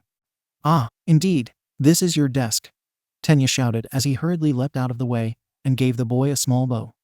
"I sincerely apologize. We are blocking your path." The group dispersed and the boy pulled out his chair. He stopped short when his hand bumped into Neon's bubble. There were still a few inches he had to pull out to actually sit at his desk. He looked over at Neon, who was looking at something on her phone, blatantly tuning the world out. Donk, donk. He hit his knuckles against the bubble to get her attention. It worked, but then she raised her phone. Snap. Click. She released her bubble and took a picture of the boy at the same time. If the boy was surprised, angered, or even confused by her behavior, his expression did not show it. "Why'd you take my picture?" he finally asked after staring at her for a bit. "Inspiration," Neon said. "For what?" "My next hair color," Neon said and straightened out some of her hair for him to see. "I dyed this myself, but I'm thinking about changing it." "Did you dye that, or is it natural?" He stared at her coldly, giving her enough time to take in that one of his eyes was blue, and then he sat down with his back to her. "I was born this way." "Don't put your feet on the desk." "Don't you find that disrespectful to the upperclassmen that had that seat, and to the craftsmen that made this desk?" Neon leaned to the side, so she could see what was happening near the front of the room, and she groaned. Tenya was in the middle of lecturing Katsuki for resting his feet on the desk. It was like her worst nightmares had come together. Loud and aggressive combined with long and arduous. "Nope. What junior high did you go to crawl out of anyways, you side character?" Katsuki sneered. "Oh," Tenya said as he put a hand to his chest and stuck out a hand. "I attended Sumi Private Academy. My name is Tenya Ida." "Sumi?" Katsuki scoffed. "So you're a damn elite, huh?" Suddenly, the sneer left Katsuki's face as someone at the door caught his eye. Tenya followed the eyeline, and he too looked surprised. "You?" It was the curly-haired boy that was whispering to Katsuki during the presentation. With all eyes in the room now fully on him, his face turned red, and he grabbed the straps of his backpack. Oh, it quote s the fanboy," Neon said, and when the boy's eyes met hers, he visibly blanched. Tenya charged forward. "Oh, good morning. Allow me to introduce myself. I heard," the curly-haired boy said, quickly recovering his senses, so that he could take a step back and clear some space between him and Tenya. "I'm Midoriya Izuku. Nice to meet you, Ida-kun." "Midoriya-kun, you realized there was something more to that practical exam, didn't you?" "I had no idea. I hate to admit it, but you are better than me." "I have misjudged you," Tenya said, and Neon rested her hand on her chin. "Oh, did that boy save someone during the practical exams?" "Oh, that curly hair. You're the plain-looking one," a girl exclaimed from behind Midoriya. Midoriya turned and revealed a girl with a bob similar to Neon's, except hers was longer in the front, and she was a natural brunette. "You passed," she said with relief. "Just like Present Mike said. Of course you did. Your punch was amazing." The girl started to jump up and down, throwing her fist in the air, and Neon put a little bit more weight on her hand as she observed them a little more. The girl had a childlike quality in her voice. She couldn't help but think that if used properly, that voice could be quite consoling to children during times of crisis. Midoriya turned a deep shade of red, which the girl seemed not to notice as she continued to jump in place. "Oh, well, it was thanks to you going to speak with him directly that," he stammered. "Go somewhere else if you want to play and make friends," a low voice drawled out from outside the room. "This is the hero course." From her seat, Neon couldn't see who was talking, but whoever it was, they were either really short or laying flat on the ground, judging by the angle of Tenya, Midoriya, and the girl's eyeline. "Okay, it took 8 seconds for you kids to be quiet. Time is limited. You are not rational enough," the voice said as Neon heard something unzip, and suddenly, whoever was speaking stepped into the room. "I'm your homeroom teacher, Shota Aizawa," he said. "Nice to meet you." "Eh?" The entire room gasped at that admission, but he seemed unfazed by their reaction. He reached into the yellow sleeping bag he had in his hand and took out a blue tracksuit with red and white marks. Neon knew that all teachers at UA were pro-heroes, but this one certainly didn't look like any hero she had ever seen. He had scraggly, unkempt black hair that went to his shoulders and even down his face, which was mostly covered by the beige scarf that wrapped around his neck and shoulders over a black slouchy sweater. The most she could see from his face was that he had a pale complexion that was almost sickly. Considering he spoke slowly and monotonously, she could only wonder if he was getting enough sleep. It's kind of sudden, but you should all have been assigned one of these. Put them on and meet me on the field, he instructed. With that and no other information, he turned on his feet and walked off. What? What was that? Katsuki demanded. Is that guy really going to be our teacher? I guess we need to go change and get to the field, Midoriya said. But where are the locker rooms? I don't even know where the field is, Denki shouted. Actually, Nishiyama-san and I took the liberty of getting here early this morning in order to familiarize ourselves with the facilities, Tenya started to say, and Neon immediately jumped up to cut him off. We know the way, Neon said. Guys, go with Ida-kun. Girls, come with me. Yes, precisely. Thank you, Nishiyama-san. The class made their way down to the locker rooms and changed into the blue tracksuits with streaks of white at the front that formed the letters UA. With the boys making up the majority of the class, Neon noticed the girls that she didn't get a chance to before. One girl that really caught her eye was a girl that was completely pink from head to toe, except for the yellow in her eyes and antennae like horns. Hey, Neon said to the girl, when they were all finished getting dressed, and then held up her phone. Would you mind if I took a picture of you? My sister's favorite color is pink, and I think she'd really like your look. Who? Me? The girl replied with a bright smile. She leaned back and posed with her hand on her hip. Sure, I'm Ishido Mina, by the way. You're Nishiyama-san, right? Click. Thanks and yes. Can I call you Mina? Neon asked. I like the sound of it better than Ishido. Mina laughed. Yeah, sure. Oh, we should take a picture of you then. The brunette girl said as she held out her own phone. I'm sure your sister would love to see you in your new gym uniform. Here, I'll take a picture and send it to you. No, it's fine, Neon said. Just Mina is enough. It wasn't that Neon didn't want the picture to be taken. She knew for sure Akia would want to see that, but it was more of the fact that she didn't want to share her contact information with anyone. She could ask to have the photo taken on her own phone, but that seemed too much of a hassle. I'm Uraraka Ochako, the girl said with a smile. I think it's really sweet that you share photos with your little sister.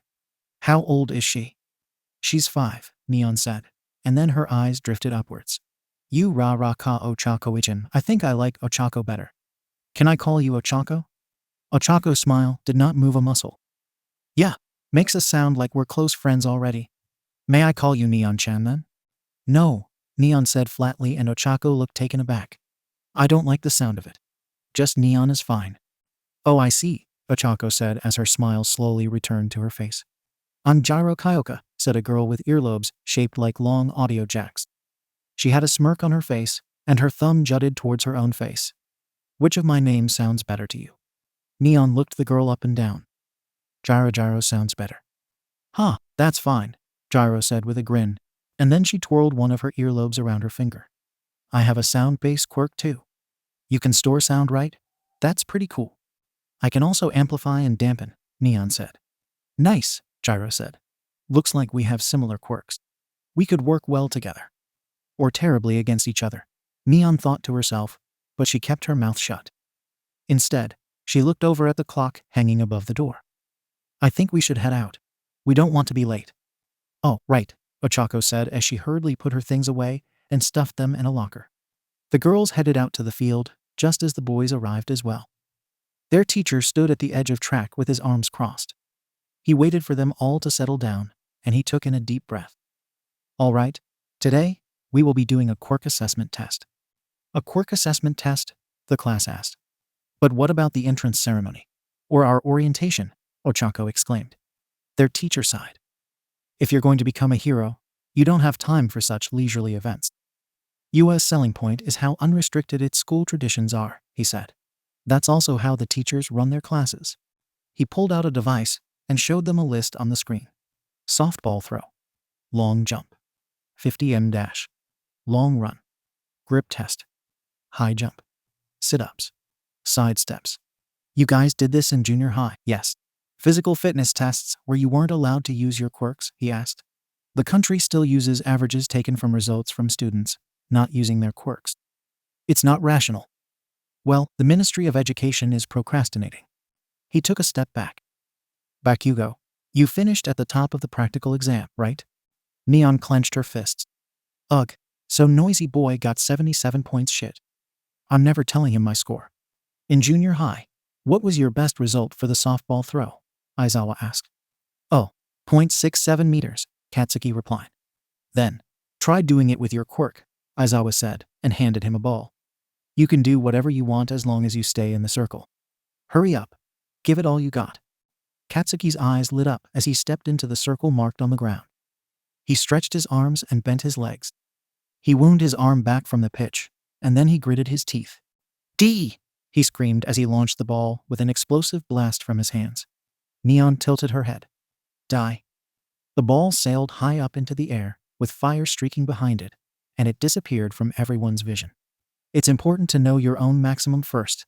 That is the most rational way to form the foundation of a hero, Aizawa said as the ball fell to the ground, and he tracked the distance with the device in his hand. He held up the screen for all to see. 705.2 meters. The class exclaimed as Katsuki puffed up his chest. What's this? It looks fun, Mina laughed.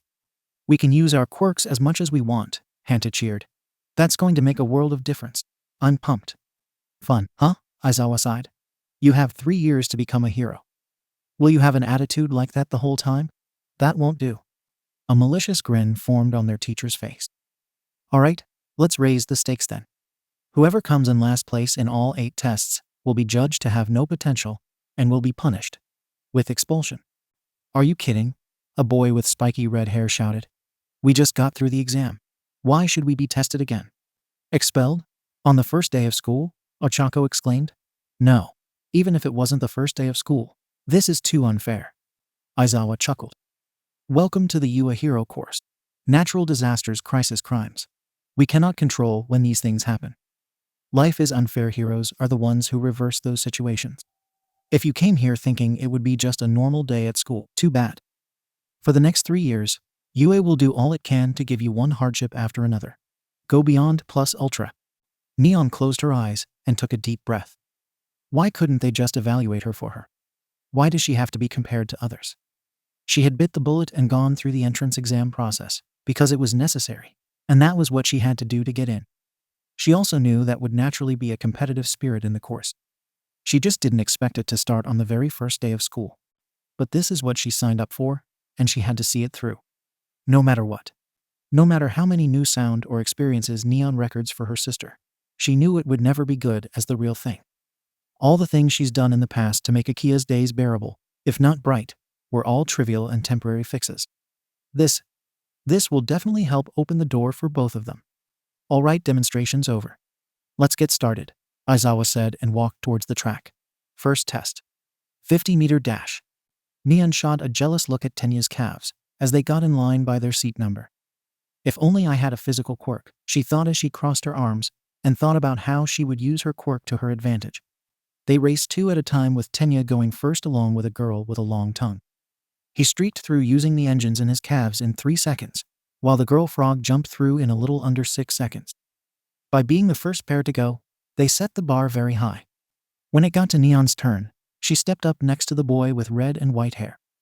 She waved her hand down and 3 blue-tinted bubbles, each the size of a grapefruit, came floating towards her. They lined down her back, but an inch apart. Here goes nothing. Ready, Aizawa called. Set, go. Beep. As soon as he blew his whistle, Neon jumped up and snapped her fingers. Pop. Wub wub wub wub wub wub wub. The sound wave propelled her forward, but barely a third of the way. She knew it wouldn't clear the full way, but just as she was about to snap her fingers to break the next bubble, the track next to her was covered in ice, and the boy slid right across to the finish line. Beep. 5.4 seconds, the monitoring robot reported. Without hesitation, Neon put one foot on the ice path and snapped her fingers. Pop. Ee. The class covered their ears and winced as Neon skated forward to the finish line with 1 foot. Beep. 6.3 seconds. The boy in red and white hair was blinked at her at the finish line, and she flashed a thumb-up sign to him. Thanks for the boost. Nishiyama, Aizawa called out. Neon closed her eyes and sighed. Yes, sensei. I said to use your own quirk. It doesn't count if you use Todoroki's. Do it again.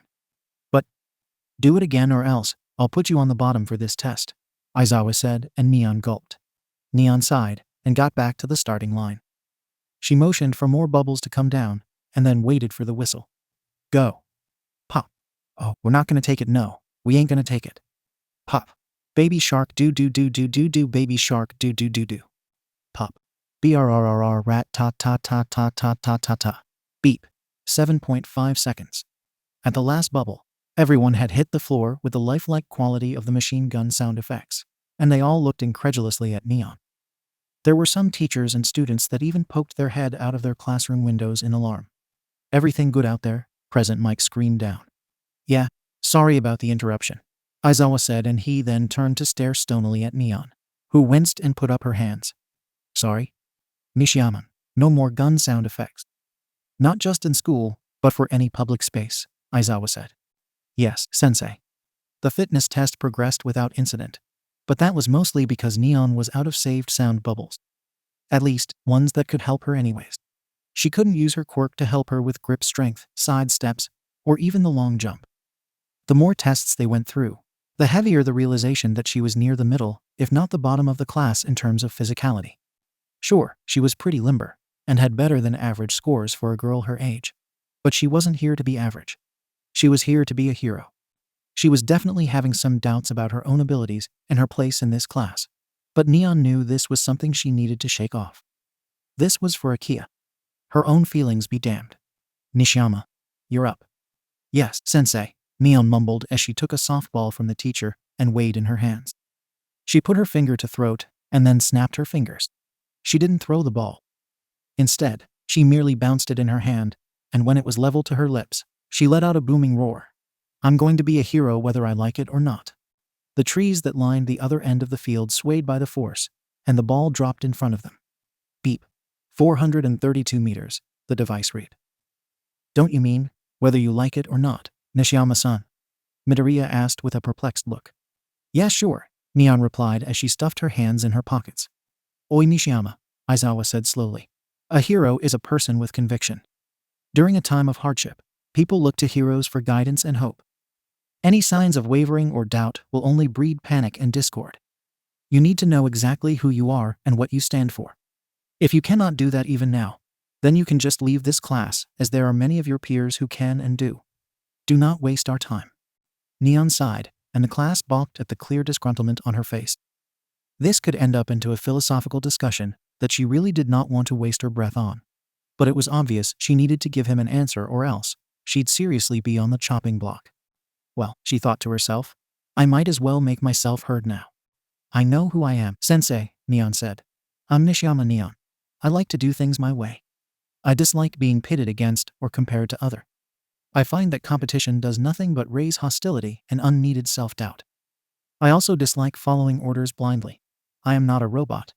But most of all, I dislike it when people wait for others to do something they are just as capable of doing themselves.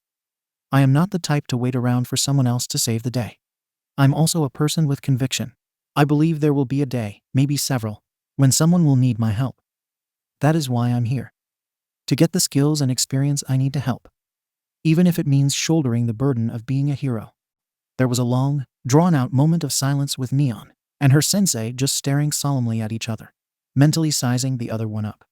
I see, Aizawa finally drawled out, and then moved his eyes over to the class. Hagakure, you're up. Neon shuffled to the back of the group. There were several eyes on her, but she ignored them and stared up at the sky. Normally, she'd be skipping class and walking down a street somewhere in the city, either listening to music or just trying to find something interesting to record for Akia. She couldn't wait to get her hands on her headphones and just drown out the noise. Yeah, I'll be a hero, whether I like it or not. CH5 sounds like the first day of school Roman 2. Are you worried about how you're doing, Nishiyama-san? Momo asked. The girl asked in such a delicate manner, but it still made Neon shift away from her as a knee-jerk reaction. She had been too lost in her thoughts to even notice that Momo had come to stand next to her. Ah, Neon slowly admitted. Momo gave a hopeful smile. It's true you weren't able to use your quirk to enhance yourself physically at every test, but that was the case for several others as well, myself included. I think you should be safe. Thanks, Neon said, feeling her spirits slightly lifted by her classmate's words. Would you mind if I called you Momo? Your last name is a mouthful. Momo giggled. Not at all. In turn, may I call you Neon then? Neon shrugged.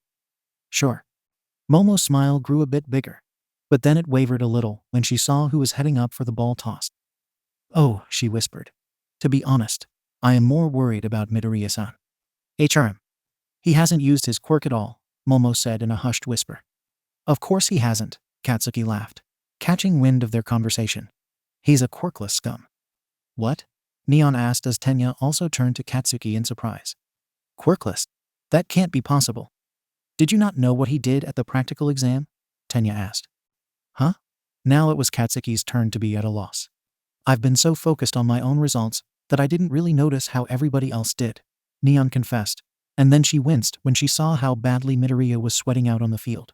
He looks nervous. Really nervous. As Midoriya drew back his arm, Neon could see red sparks that seemed to grow and sparkle up his arm like veins or circuits. But as he was just about to release the ball, it disappeared completely, and the ball flopped to the ground in a pitiful fashion. Beep. 45 meters. How is that possible? Midoriya gasped as he turned to look at his teacher. The scarf around Aizawa's neck had come loose, and it was floating around him like a sentient being. The teacher's hair was also floating straight up, and his eyes glowed red as they pierced directly into Midoriya's. I erased your quirk, Aizawa said. The entrance exam is not rational enough, if even a kid like you can get in. You erased my quirk? Midoriya repeated, and then he took a step back. Those goggles around your neck. I recognize them. You can erase other people's quirks with your quirk just by looking at them. The erasure hero, Eraserhead. Eh? Eraser? The class asked as they looked at one another to see if anyone else recognized that name. Eraserhead is an underground hero, Neon said. I've heard 2 news stories about him before, but nothing recent. He's not in the media much. From what I can tell, you can't control your quirk, can you? Aizawa asked Midoriya.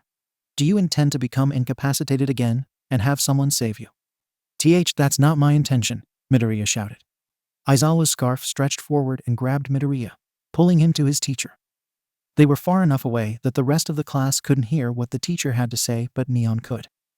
Every word as if they were speaking directly in front of her. Whatever your intention, I'm saying that's what those around you will be forced to do, Aizawa said. In the past, there was an oppressively passionate hero who saved over 1,000 people by himself and created a legend.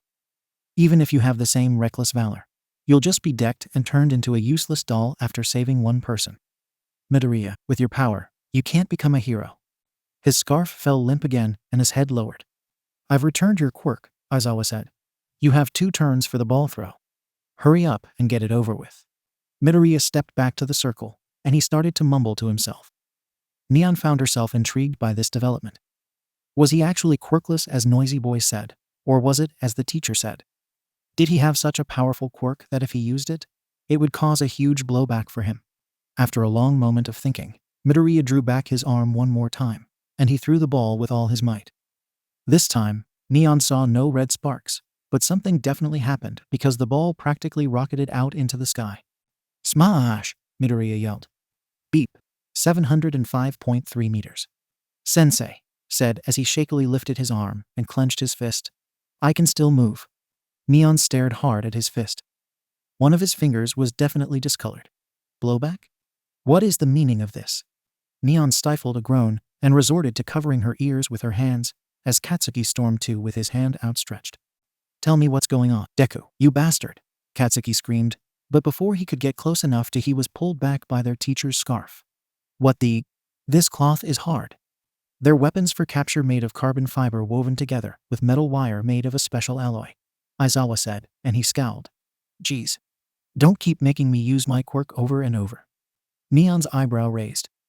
Is there side effects from using his quirk too much? I have naturally dry eyes, Aizawa said point blank, and it made Neon stagger a little.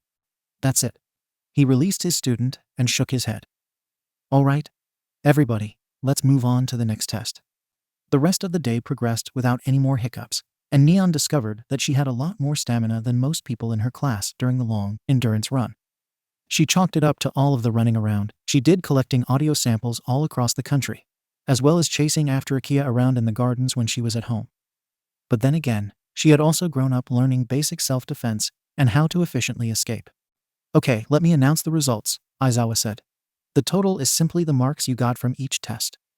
It's a waste of time to explain verbally, so I'll show you the results all at once. He pressed a button, and the results flashed as a projection in front of him. Neon's throat tightened the further her eyes went down the list. Nishiyama Neon. 0.15. She closed her eyes and her shoulders slumped down with relief. Close 1. The projection disappeared, and Aizawa put the device back in his pocket. By the way, I was lying about the expulsion. Neon's eyes widened, and her eyebrows almost flew off her head. It was a rational deception to draw out the upper limits of your quirks, Aizawa said with a laid-back smile. What? The class gasped while started to wobble. Of course it was a lie, Momo sighed. It was obvious if you think about it. I didn't notice, the rest of the class gasped, while Neon only frowned and looked skeptically at her teacher. She thought she had a pretty good sense when someone was lying, and it really did not sound like a lie to her. Well, we're done here, Aizawa said as he started to walk back to the school building. There's a couple of handouts in the classroom about the curriculum. So when you get back, look over them. Dismissed. Oh, Midoriya. Go to the nurse's office to get yourself fixed. Tomorrow will be packed with even more rigorous tests. The more she watched Aizawa, the more confused she felt about what he said about expulsion. Without hesitation, she started to chase after him. Aizawa, you liar. Neon's mouth clamped shut just as Aizawa rounded the corner of the building and out of sight. She was several feet away, so any normal person would assume she was out of earshot. But the voice just then was not a normal person. She could recognize All Might's voice anywhere. Neon hurriedly ducked out of the way so as not to be seen if either of the two should look around the corner. You punished a whole class of last year's class with expulsion. You cut those you judged to be without potential without any hesitation, All Might continued. For a man like that to take back his words. That must be because you also felt the potential of that kid, right? Also? Aizawa shot back. You seem to be paying extra attention to that kid. Is that how a teacher should be acting? His potential was not zero. That's how all there is. I always cut those I find without potential. Ah, Nishiyama-chan, we're heading in now, Ochako shouted, and Neon quickly shot up to her feet. Why, yep, coming, Neon said as she ran to catch up with the girls and hoped the world's greatest hero did not discover her eavesdropping. All Might has his eye on Midoriya-san. I wonder why, Neon thought to herself as she changed back into her school uniform. When she got back to the classroom to retrieve her stuff, Tenya was already at the front of the classroom, handing out the printouts to his fellow classmate. Some had already taken off, but there were still a few that were taking their time in leaving. Here is the curriculum for this semester. Please take this and review it in full, Tenya instructed. Want to take the train home together? Neon asked as she took a sheet and folded it in half. What? No helicopter or fancy car to come pick you up? Denki teased as he packed up his things. Helicopters are only for family emergencies, Neon replied and went to her desk to retrieve her backpack. Seriously? Mina and Denki shouted. You actually have a helicopter? Neon shrugged. It comes in handy. Oh, yeah, 'cause that's why we don't have a helicopter in our house, said a boy with red hair, whose name Neon remembered was Kirishima Ijiro. Because we like to drag things out. Neon's eyes crinkled up by a growing smile that then became a full laugh. Your sarcastic tone is noted, she said with the smile still spread on her face. Tenya's jaw dropped, and he adjusted his glasses with both hands on the sides of his frames to get a better look at the girl who he had rarely seen laugh before. It had been a long time. When she saw his stance, Neon's expression went back to its usual blank state, and she blinked. Is something wrong? And nothing, Nishiyama-san, Tenya said. I've just never seen you socialize with other classmates this well before. Neon frowned and contemplated his words. The opposite can be said too, Ida-kun. I don't think people dislike me as much here. Tenya put a hand to his chin. It took a moment for him to realize she was right. Normally, people would be put off by how freely Neon used her quirk and her disregard for rules and decorum. Himself being one of those people initially. However, since this was a specialized course where they were allowed, if not encouraged, to use their quirks as part of their education, it definitely helped ease the oddity of meeting Neon for the first time. I see your point, Nishiyama-san. Still, Neon's distance from people was partially voluntary as well, and Tenya was well aware of it. Too well aware as. Flashback. Tenya and Neon. Age 7. This is bad, isn't it? Neon said as she stared helplessly in her soft little hands where two small bubbles rested gently on her palms. They were sitting in the park with two black-suited bodyguards flanking them on either side of the swing set. Despite Neon's request for them to help push, they stood there like statues with their eyes forward and their hands clasped in front of them. Both of their families were late in picking them up from school, so Neon had made the decision to wait for them in the park. The teachers were hesitant at first, but then gave in when Neon pointed out that she had two fully trained protectors at her side, which was safer than anything the teachers could provide. I do not get it, Tenya said as he popped one of them with his own finger and listened to the faint sounds of birds chirping. Why is it bad? It doesn't hurt anyone. But it doesn't help either, Neon whispered and her head hung lower. It's not a useful quirk. Mother and father will be disappointed. You're lucky, Tenya-kun. You have the same quirk as your brother. I wish I did too. The little boy couldn't help but puff out his chest. He powered up his legs and used the trajectory to push his swing forward. I'm not as fast as Nissan yet, but just you wait. Someday, I'll be just like him. Lucky, Neon whispered. Tears started to fall down her cheek. Her quirk was late in developing, but she had held on hope. Her brother had inherited his father's ability to crystallize things, and Neon knew how much that pleased her father. Not a lot made him happy these days, at least around her. But to think that this was the quirk she had gotten. She knew of all the quirks she could have inherited, her late mother's was the one that would displease father the most. Necken. Tenya jumped off his swings, and he ran over to her when he saw her crying. Why are you sad? I want to be useful, she whimpered as she covered her face with her hands, letting the last bubble fly up into the sky. I want to make mother and father happy. PFFT, slam. Tenya gasped as two large men came charging out from the bushes. One bodyguard fell face first to the ground with two darts in his neck, while the other was flattened and pinned to the ground by an unseen weight. Tenya-kun, run! Neon gasped as she jumped off the swings and grabbed Tenya's hand, sprinting away, but she barely made it 2 steps before being lifted up into the air. Necken! Little Tenya shouted, losing his grip on her. What's going on? Tenya-kun, they're kidnappers. Run! Neon screamed. They? Tenya gasped, too frozen in shock and fear to move. A shadow loomed over him, and he looked over to see a thin man with elongated pursed lips like a seahorse. Smart kid. The seahorse man said. She knew it wasn't just you. Someone above Neon's head clucked his tongue. TCH. Just shut up and get rid of the boy. We only need... Thwack. With his attention on his partner, he did not expect the little girl to fling her head backwards, headbutting him squarely in the nose. Mother. The man holding Neon materialized, his mirror-like skin flipping into normal flesh as he grabbed his nose, that was spilling out with blood instinctively, thus dropping the girl, who wasted no time. As soon as her feet hit the ground, she kicked hard off the ground and launched her head right into the pucker-mouthed stomach. Oof, the man grunted, but the child's force was not strong enough.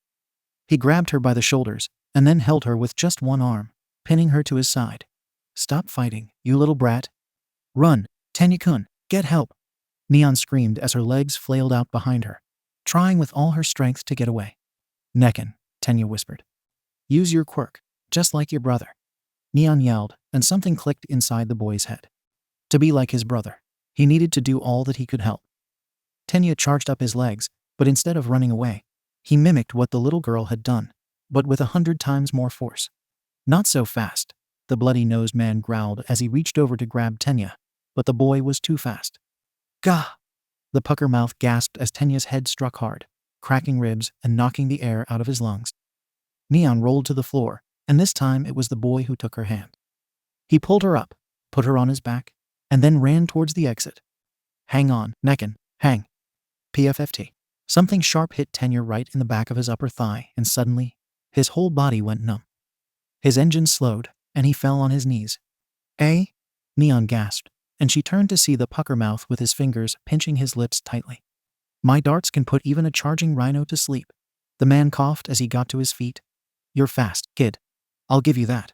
But not fast enough. Tenya-kun, wake up, wake up. Neon cried frantically as she tried to shake him awake. Waki up. The kidnappers closed in on the kids, but the girl would not leave the boy's side. She stuck her arms out and lifted her chin defiantly at the kidnappers. Her lips quivered with fear, which reflected in her eyes, but she did not budge. If they were going to dispose of Tenya, they would have to get through her. Silly kid. The bloody-nosed man grunted as he held back an arm in preparation to backhand the girl. Thwack. Bam. Suddenly, the kidnappers were shooting backwards and away from each other, with their faces dented in from opposite sides of their cheeks. Sorry I'm late. I got held up at work. Neon cried with relief before she even looked up at the hero. The voice was enough for her to recognize Tenya's brother. She watched as Ingenium went over to the kidnappers and tied them up with rope. He then took out his phone. Hello. This is the pro hero, Ingenium. I'd like to report a crime at the Nishiyama Park, he said. 2 attempted kidnappers. The children are safe. I will stay here and help facilitate. Yes, thank you. He hung up and then walked over to her. He crouched over his little brother and pulled the dart out of his leg. He then turned to Neon. Are you hurt anywhere? Did they hit you guys? I'm sorry. I put Tenya-kun in danger, Neon whispered. I shouldn't have. A warm hand was placed on her head, and she looked up at Tensei, who smiled gently at her. This is not your fault, Neon-chan. You did everything you could, right? Neon nodded. But it wasn't enough. We couldn't even get out of the park. You delayed them long enough for me to arrive, Tensei said. And that's pretty amazing. Neon gulped. Was I useful? Tensei nodded. Ah, you were definitely useful. Present day.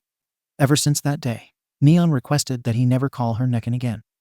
In turn, she referred to him as just his last name. They also stopped hanging out, and she was more hesitant to engage with anyone.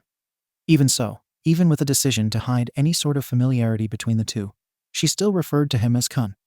Maybe it was her way of subtly hanging on to that brief moment of friendship they had. Maybe it was a way of a small token of her apology for putting him in danger in the first place. Whatever the case, their relationship had changed since that day, and was never the same. At least, until now. Have you finished handing out the paper? Neon asked as she slung her backpack over her shoulder and placed her headphones around her neck. Can we leave now? Tenya looked down at his hands and his eyes widened. Ah, there is still one copy that I have not yet handed out yet. Is there anyone who didn't come to the classroom yet? Or did Aizawa-sensei make extra copies? It's that Midoriya guy, the boy with the red hair said. He was sent to see Recovery Girl. Oh, yes, Tenya said. I will wait for him here then when he is done and make sure he gets this. I did an initial reading of our curriculum, and we have a lot of difficult subjects we will be covering. As expected of such an elite school. Neon stretched her arms over her head and slipped her headphones over her ears. Okay, she yawned. I'll just wait for you out front then. Bye, Mina. Bye, Denki. Bye, cool hair. Bye, funny guy. See you guys tomorrow. Wait, am I funny guy or cool hair? The boy in red hair shouted to Neon, but her music was already playing, and she had one foot out the door. Mina giggled and pointed to Shoto, who had been neatly folding his tracksuit before putting it in his bag. I think cool hair guy is Todoroki-kun. Sorry, Kirishima-kun. What? I have cool hair too, the boy in red hair yelled. Needless to say, I keep her in check. She was all bad. Nevertheless, yeah, calling it quits now, baby. I'm a wreck crash at my place, baby. You're a wreck. Outside the front steps of the school, Neon sat on the edge of the top step while humming along to her music. Her feet tapped to the rhythm while her head bounced steadily along too. Her eyes were closed, and she was firmly immersed in the song until she heard the reverberations of someone tapping on the sound bubble she had encased herself in. Donk. Donk. She opened her eyes and then made her bubble disappear when she saw it was Tenya and Midoriya. All done? She asked. Thank you for waiting, Tenya said. Neon got to her feet, pulled her headphones down, and she nodded over at the wrapped-up finger on Midoriya's right hand. All healed. Ah. Midoriya took several steps back, and his face started to redden. Why, yes. Neon tilted her head to the side. Do I make you uncomfortable? Midoriya's head shook furiously. And no, not at all. Your voice says otherwise, Neon said with a raised eyebrow as she walked past the guys and headed for the gate. But that's okay. I'm going to guess this is more due to my gender than my personality. Indeed, Tenya said. Or it could be that you scolded Midoriya-kun during the entrance exam presentation. Neon stopped in her tracks. Oh yeah, she said, and then looked over her shoulder at Midoriya. You were being loud. Midoriya's head hung in shame. Yes, I apologize. Forgiven, Neon said. As the three walked towards the school gates, Neon was just about to start up her music again when Tenya broke the silence. I was really taken in by Aizawa-sensei, Tenya said. I even thought this is the best of the best and such. I didn't think a teacher would encourage us with a lie. Neon debated telling him what she had overheard, but then held her tongue. Telling him would mean revealing who she heard it from, and she would rather keep that part to herself until had more information. Of all the noises and sounds Neon disliked, it was baseless rumors and hearsay that topped the list. Hey you guys, wait for me. Neon stopped and turned, recognizing Ochako's voice, and so did the boys. They waited for her to catch up to them. When she did, Neon tilted her head. Are you heading to the station too? Yep. Can I tag along with you guys, Neon? Of course, Neon replied. You are Yurarako Ochako-chan. Yes. You and Nishiyama-san are already on a first-name type of relationship. Tenya gasped as his hands thrusted every which way. How is that possible? Ochako giggled. Yes, I'm Yuraraka Ochako, she said. Ida Tenya-kun, and you are Midoriya Deku-kun. Yes. Midoriya's whole body stiffened. Deku? Huh. But during the fitness test, the boy named Bakugo said, Deku, you bastard. Isn't that your name? Ochako asked. My real name is Izuku, but Deku is want cake and calls me to make fun of me, Midoriya said with a blush to his cheeks. It's an insult? Tenya asked. Neon snorted. Sounds like something Noisy Boy would do.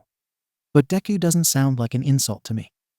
What convoluted logic did Noisy Boy spew for that name? Deku. He said Deku was short for the kanji way of saying the one who can't do anything. Midoriya confessed with his head hung low. That is a real stretch, Neon said. He's really bad at insults. Is that right? Ochako said as she scratched the back of her head. I'm sorry. My mistake. But to me, Deku sounds like the kanji way of saying you can do it. So, I kinda like it. Please call me Deku, Midoriya yelled out, his whole face completely red again. Midoriya-kun? Tenya shouted in surprise. You're accepting it way too easily. Wasn't that an insult? Midoriya covered his hands with his face. It's like a Copernican revolution. Cope? Ochako asked as Neon snorted. She put on her headphones and played a new song on her phone. And they called it Puppy Luuvo. I guess they'll never know. Suddenly, a black car skidded to a halt in front of the gate, and the driver ran out of it to open the passenger door and bowed to them. Aju-san, please get in the car. Oju-san? Midoriya asked, and then he gaped at Neon. Are you some type of heiress? Neon threw her head back and groaned at the sky. This had Kushi written all over it. It was their family driver, so she knew it was safe. But still, they had protocols in place, and she had to follow it. One can never be too careful, especially when it came to the safety of her sister. She fished out her phone and dialed her brother's number. You sent the car? She asked as soon as he picked up. Hello to you too. How was school? He asked back. Why'd you send the car? It is vital for you to return home as soon as possible. I allowed you to take public transportation this morning, as you would be escorted by young Ida, but how's Akia? She's fine. She's just been asking for you, he said. Fine. I'll take the car, but first code word. Code word? Midoriya and Ochako repeated. I do not wish to speak it, Kushi said stiffly. Neon smirked. Thas was exactly why she picked it. How else was she to know if the other person was okay?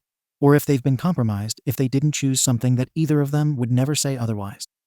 They agreed to it, and Kushi knew what he had to do. Fine, Kushi sighed, and then he mumbled under his breath in one swoop. Feel the betendolskethype. Okay, I'll get in the car. She hung up the phone, and she shrugged at her confused classmates. Looks like I have to go. Need a lift to the station? It's okay, Tenya said. I don't want to delay your return home. Okay, Neon said as she climbed into the car. If you're sure. Go ahead. We'll see you tomorrow, Tenya said. As the car sped off, Tenya saw that Midoriya and Ochako were still in the dark of what happened. The children of the Nishiyama family has a history of being kidnapped, Tenya explained. That's why there are specific precautions that Nishiyama-san takes at all times. Seriously? That's so scary, Ochako exclaimed. To have to experience that multiple times must be very traumatizing, especially if it happens at a very early age, Midoriya mumbled to himself. It will explain why she feels the need to have those sound bubbles near her at all times, and why her reflexes are pretty fast. Oh, I never thought of it that way. I just thought those bubbles were cute, Ochako said, while Midoriya jumped up in surprise, not knowing he had spoken those thoughts out loud. Then Ochako gasped. Ah, that must also be why she constantly sends texts to her little sister, to check if she is okay. Ah yes, that's one reason, Tenya said. One reason? Midoriya asked. I'm sorry. I've already divulged too much on Nishiyama-san's private matters, Tenya shouted, and then he bowed. Please keep what I told you to yourselves. Midoriya and Ochako shared a look, and then they smiled at Tenya. Of course, Ida-kun, Ochako said. CH06 sounds like a training exercise. Why ye, Ida-kun, tell me why. Mion moaned with her head down on the cafeteria table, with her plate of tempura resting next to her head untouched. Why did I have to sit through a morning of boring classes while I listened to things I already know? Both Ochako and Midoriya looked past their food at Tenya, who was halfway through his plate of beef stew. He lowered his spoon and sighed. I'm sorry, Nishiyama-san, but you have to, or else they will not allow you to take the hero basic training in the afternoon. Why won't the teachers listen to reason? Mion groaned as she covered her ears with her hands. She had to make do with this sensation for now because Present Mic confiscated them after she tried to listen to music during English class. I can't listen to this boring drivel. It will drive me crazy. Crazy. Do you really know all the material already? Ochako asked. Yeah, Mion sighed, and then she glared at the boy in glasses. This is all your fault, Ida-kun. Yes, I apologize, Tenya said as he bowed his head. How is it Ida-kun's fault? Midoriya asked. Because he told me to read as many books as I can in his family's library to prepare for the entrance exams, Mion yelled. So? Ochako asked. Tenya lowered his head even more. I sincerely apologize. I thought it would be better to over-prepare for an entrance exam of this school's caliber. I'm still confused, Ochako said. Mion pointed at her ears. I remember everything I hear. I think it's part of my quirk, but I never really looked into it. I see, Midoriya said. So if you just read out loud a book. I remember everything in it, she finished, slightly taken aback by how quickly Midoriya caught on to that. So when I study, I just have to read out loud what is in front of me, and I'll remember it. And Ida-kun's family library has a lot of books. A lot. Including past textbooks from his brother's time at UA. For all 3 years. How far did you get into? Midoriya asked. Mion glared at Tenya. You tell them. Tenya gulped. Bye. By the time I realized to stop Nishiyama-san, she was already halfway through the English material we'd be learning in our 3rd year. 3rd year? Ochako and Midoriya exclaimed. Too loud, Mion moaned. But yes. Which means I'm going to have to sit through at least 4 hours of mind-numbing lectures for the next 2 years minimum. 2 years. That's a death sentence. But at least that means you don't have to worry about written exams for the next 2 years, right? Ochako said with as much positivity as she could muster. Yeah, that's true, Mion said. Maybe after class you can try talking to the principal, Midoriya suggested. Maybe he and the teachers can figure out an alternate curriculum for you. It might be the only thing that's keeping you in this year is your hero experience. Otherwise, any normal school would have you skip a year or 2. Mion sat up, and she blinked. You think that'll work? You have a strong case. You are the first student in 10 years to get a perfect score on the written entrance exam after all, Tenya said. You got what? Ochako and Midoriya shouted in unison. Keep your voices down. But yes, I got a perfect score. Don't make a big deal out of it. If you were a human tape recorder, you could do it too, Mion said as she wrinkled her nose. But then she lowered her hands from her ears. She grabbed her chopsticks and began to eat her food with zeal. All right, I'll talk to the principal after class. Although, I kind of wish he doesn't put me into another class. I just learned everyone's names. So you want to stay in the class, but you don't want to be in the class either, Ochako asked, getting more confused by the second. Nishiyama-san, Tenya said. You can't have it both ways. I know, Mion grumbled.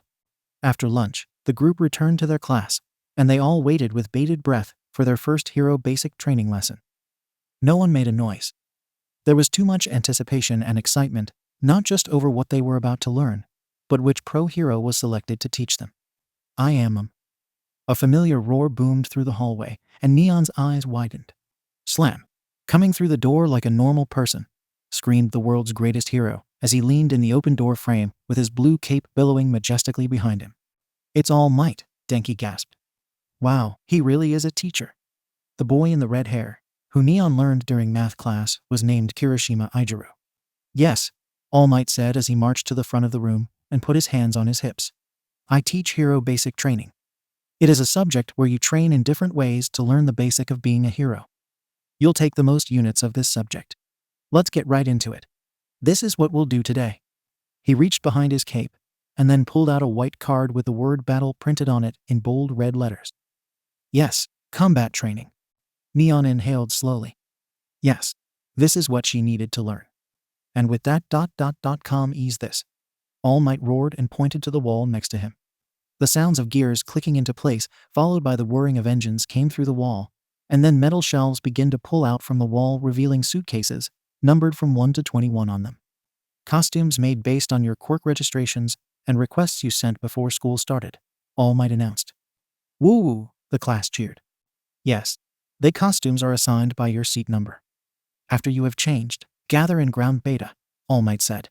Young men, you can change in the classroom next door. It is empty today. Young ladies, you can change here. Ready? Go. Desks were practically flung across the room as the most eager and energetic students clamored over each other to get to their suitcases. Neon took her time and waited for everyone to grab theirs. She sat at her desk, and she noticed that the boy in front of her did the same. She poked his sides with a pencil to get his attention, but she didn't wait for him to turn around to look at her. You're not eager to see your costume, she asked. It's not going anywhere, he replied. There's no need to rush, and don't poke me. Then how am I supposed to get your attention? Neon asked. Just call me by my name, Todoroki Shoto. And my hair's not cool. It's up for interpretation, Neon said. She saw that the crowd had spread out. She got up from her seat, and she headed towards the suitcase marked 16. When she got there, she grabbed it as well as the one with 15 on the front. She went over and handed it to Todoroki.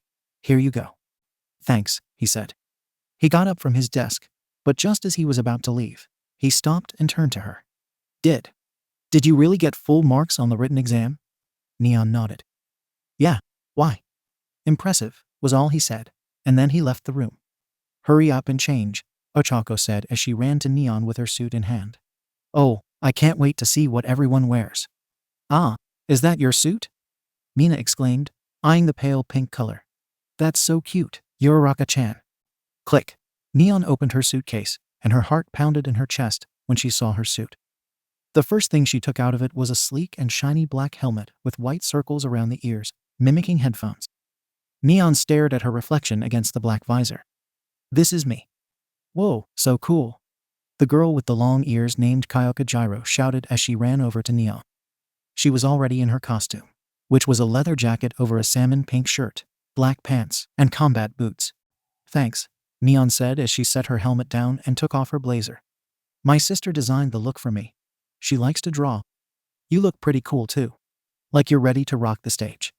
Jiro's face turned pink. Really? That's exactly the look I was going for. Look. She slammed her foot up on the desk for Neon to see the speakers embedded into the heels. I even had them install this to help boost my sound. Oh yeah, Neon said. Your quirk is also sound-based. We can work pretty well together. Jiro smirked, showing a trace of sharp teeth that made her look viciously fierce. Yeah, I think so too. Neon shed off the rest of clothes and put on her suit. It was a black bodysuit with bright pink, green, and yellow stripes running up the side of her arms and legs. On her shoulders were small metallic speakers that faced forward, and on her stomach were square buttons. There were 4 buttons on each side of her stomach, and if the costume makers made it according to Akia's direction, it would light up in different neon colors when pressed as well, but those buttons weren't there for decoration. Neon fished inside her pocket to find the audio jack, and she plugged it into her phone that could connect her suit to it. She stepped into her black sneakers and put her phone in her pocket.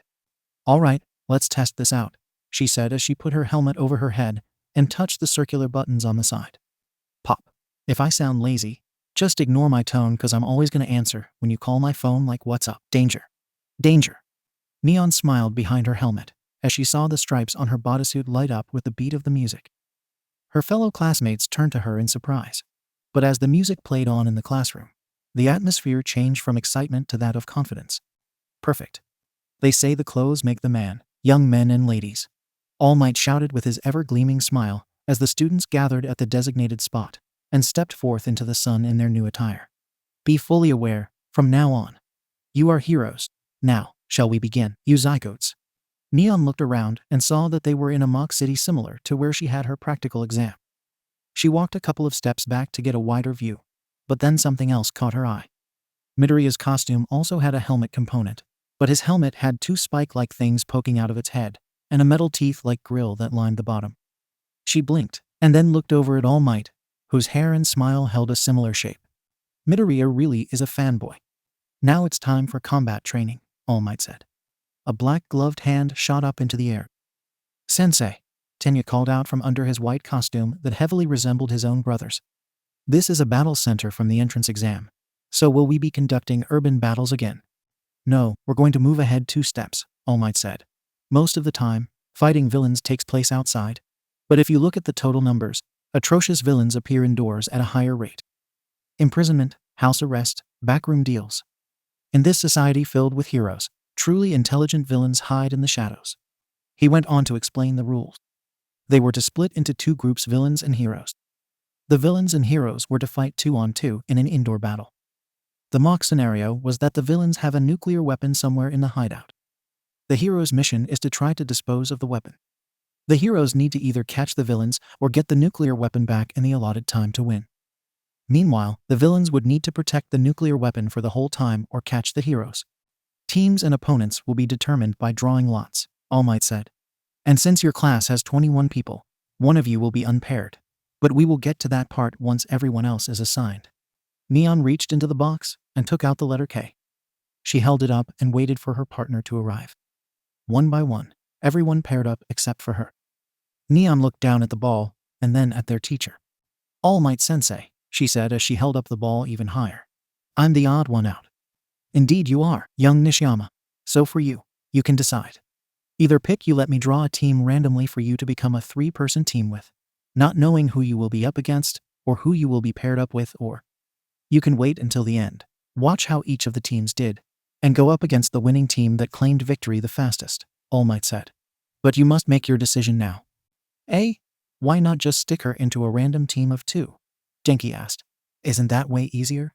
Much like heroes often get paired up with each other on the fly. More often than not, a hero must decide whether to wait for reinforcements or to go in on their own. That is also a type of combat training, All Might said. So young Nishiyama, what will your decision be? Neon stuffed her hands in her pocket and thought it over. If she became part of a team now, she would have the advantage of having 2 other people to work with. However, if she waited until the end, she would be able to have seen everyone's quirks and battle tactics. The answer was clear. I'll wait and fight on my own, Neon said. What? Why would you choose that? Denki shouted. Having more people means you have more power. If you know the enemy and know yourself, you need not fear the result of 100 battles, Neon recited. Denki asked. Knowledge is power if used correctly, Neon said. Well said, young Nishiyama, All Might said. Okay, everybody. I drew up the matchups randomly, and the first ones up are Team A versus Team D. Team A will be the heroes and Team D will be the villains. Both teams get ready, while the rest of you head to the monitor room. Yes, Sensei.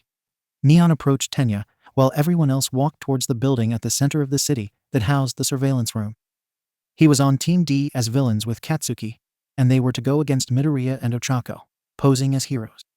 You going to be okay? Oh, Nishiyama-san, that's your costume. It's cool, Midoriya exclaimed. Neon gave a nod of thanks, but directed her attention back to Tenya, who jutted out his hands. Yes, it will be difficult to think of myself as a villain, but I will persevere for this training exercise. I don't mean that, Neon said, and she turned to Katsuki. I mean, being teamed up with him. Huh? What's that supposed to mean? Katsuki yelled. Just because you have a helmet on doesn't mean you're still now a stupid dye job. Neon shuddered. Ida-kun, if it helps with getting into character. I would want to end the world too, if I had to work alongside Noisy Boy. What did you say? Amazing. Nishiyama-san has no qualms about teasing Keiken. That's UA for you. Amazing people, Midoriya mumbled, and Neon clapped a hand on his shoulder. I'll be cheering for your team, Midoriya, she said solemnly. Do your best. But aren't you good friends with Ida-kun? Ochako said, while Tenya adjusted his glasses. No, I understand. I am a villain now. I should not have any public support for this type of behavior, Tenya said. Ochako snorted. You're taking this too seriously. Sorry, Ida-kun, Neon thought as she headed towards the monitor room.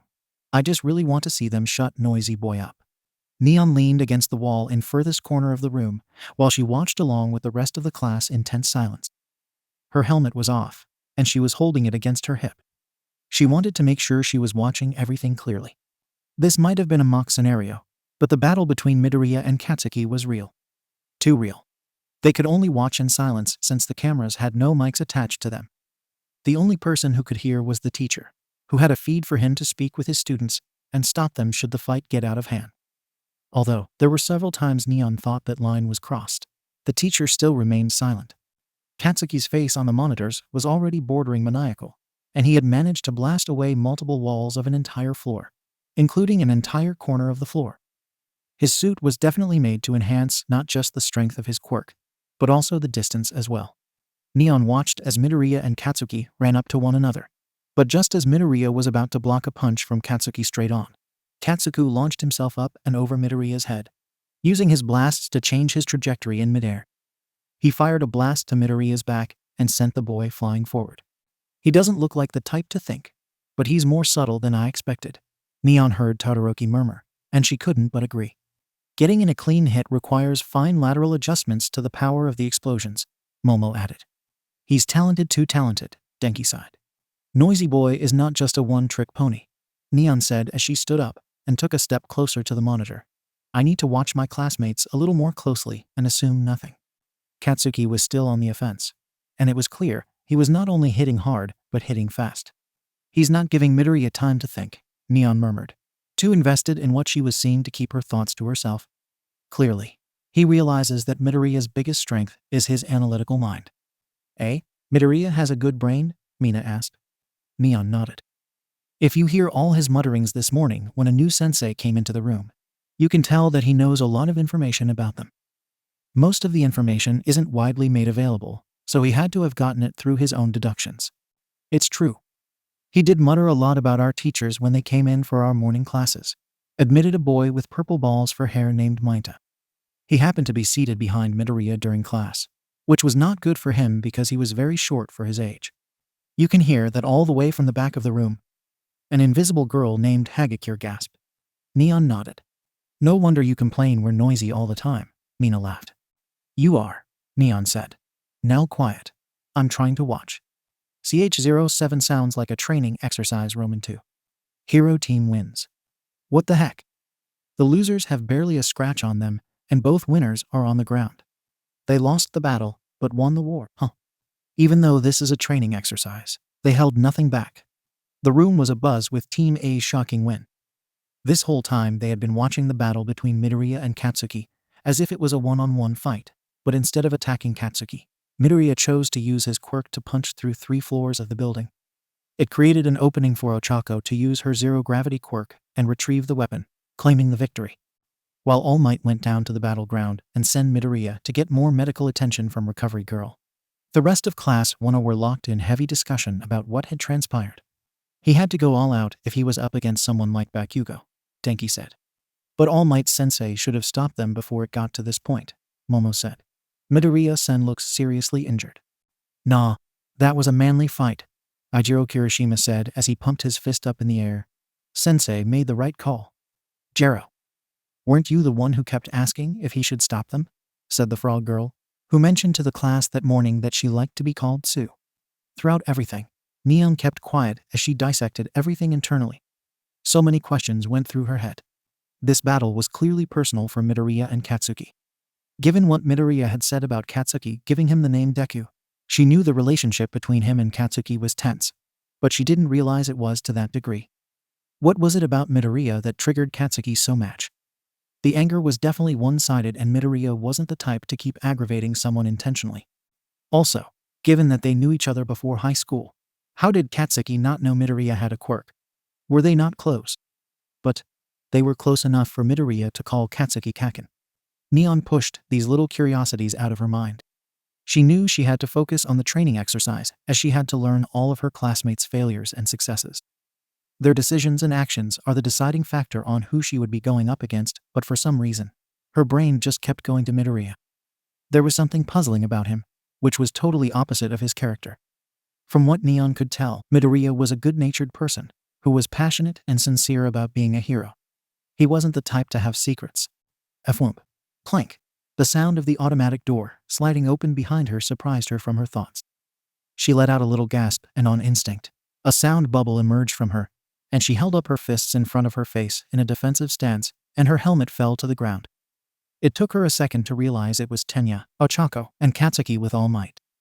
They had returned to review their battle, and for All Might to announce the next teams to go. All Might's smile shined at her for a beat, and then the hero let out a full laugh. Huh? Sorry to startle you, young Nishiyama. We have returned to review the battle, and to announce the teams. Could you please release your bubble, so that we may enter the room? Sorry. Old habit. Neon mumbled as her hands fell to her side, and the bubble vanished with a pop. She bent low to pick up her helmet, and as she stood up, she intentionally directed her gaze at All Might, as not to make any eye contact with her fellow classmates. She hadn't done that in a long time. It had been a while since she had let her guard down that much.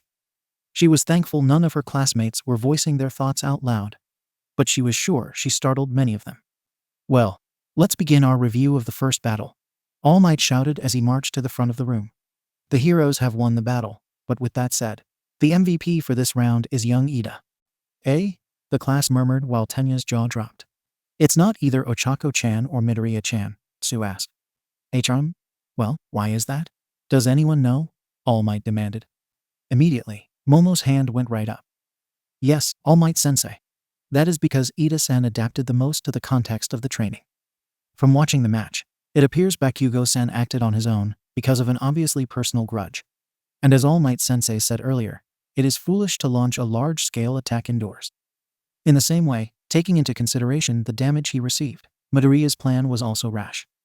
As for Uraraka-san, she let her guard down mid-battle and her final attack was too reckless. If she treated the weapon as a real nuclear weapon, she would not have been able to do something so dangerous. Ida-san had prepared for his opponent's arrival and assumed it would be a fight over the weapon, which made him late in responding to the final attack. The hero team only won because they took advantage of the fact that this was training. They were practically breaking the rules. Well, young Ida also has parts of him that could be more relaxed, All Might said with a waver to his voice, indicating to Neon that he had not expected any of the students to hit the nail right on the head. But, well, that was correct. Great work, young Yayurazu. The rest of the class gaped at Momo, while Neon's lips twisted into a thoughtful frown. If I go against her, it would be a battle of intellect as well as strength. I'll need to be careful. One must start with the basics to develop depth of learning. We must strive to devote ourselves wholeheartedly, Momo said with her hand on her hips. Otherwise, we cannot become top heroes. All right, let's move on to the next group and a new location. Tackle this training after thinking about what we just talked about, All Might said. Yes, sensei, the class exclaimed. The next teams to go turned out to be Todoroki and Shoji versus Ojiro and Hagakure, with the latter team being the villains. After what happened in the first battle, Neon knew this one would not be as intense, but she still kept her eyes peeled. She could not afford to miss a single detail. Ah, Hagakure is taking off her gloves and boots, Denki shouted as he pointed at the monitor. She's going to be completely invisible. Ah, what a waste, Minta said with a defeated sigh. If only the girls we can actually see had to do that too. Thwack. What the hell are you saying? Gyro shouted and gave Minta a hard punch across the face. Neon's eyebrows raised as she stared at the small boy in a new light. Must be careful of that one too for an entirely different reason. Now, let's start the second indoor person-to-person combat training match. All Might announced as he sprinted back into the room. The timer starts now. Shoji opened up his many tentacle-like arms with ears sprouting out at the tips. Then, a mouth appeared on one of them as Todoroki approached his partner. They could see that Shoji was saying something to Todoroki, who then walked deeper into the building. Then, to everyone's confusion, Shoji exited the building and Todoroki raised up his right hand. Frosty air emerged from his palm, and then he flattened it up against the wall. Eh? The class gasped as the entire building was encased in thick ice. The opponent's feet were stuck in place by it too, so Todoroki easily walked past them to get to the weapon. It was a quick and overwhelming victory. His opponents never stood a chance. H Hero TT Team wins. All Might announced through chattering teeth as everyone started to huddle together to keep warm. The chill from the ice had reached the monitor room. Hearing that, Todoroki placed his left palm on the frozen weapon, and the ice began to melt and slowly form steam. Wow, Sato shouted. What's up with that quirk? Denki asked. As expected of someone who got in through recommendations, Tsu said. All right. Everyone return and let's review. All Might shouted into the mic. What's to review? Todoroki won that single-handedly, so gasped. There was nothing anyone can do against it. Neon sucked in a breath. There was no doubt in her mind with such a sudden victory that she would be up against this team. What could I have done? Neon thought to herself. The rest of the training went by without as much shock as the first two battles, but still, Neon took everything in quietly, but with intense concentration. Each move and decision by her classmates were processed through her head and spat out with an idea of how to counter or an alternative option. It was like gathering multiple instruments and creating a symphony. Neon knew she might not be the top of the class when it came to physicality, but when it comes to improvising, she was confident she had them beat. Still, she was not here to flaunt her skills. She was here to improve and get stronger. All right, young Nishiyama. It is your turn now, and you will be going up against Team B, All Might declared, and then he stuck his hands in the boxes to determine what roles they would play. Ah, it seems luck is on your side, young Nishiyama. Team B will resume as heroes again. Neon shrugged. Villain. Hero, doesn't matter. I aim to win. I know you're a girl, Nishiyama-san, Kirishima said with a grin. But that's pretty manly. Neon turned to Shoji and Todoroki, and she bowed slightly. I know you have already done this, but please take this seriously. I will be doing my best, and I hope you will be too. Ah, Shoji said, while Todoroki continued to stare with a poker face. Very well. Please proceed to Building F. Team B, you will be heroes again, and Nishiyama-san, you will be the villain, All Might shouted. Neon nodded, and then proceeded to the designated area. She was on the 6th floor of an empty building. It was much like the previous battle. She, too, had a papier-mâché replica of a nuclear warhead behind her.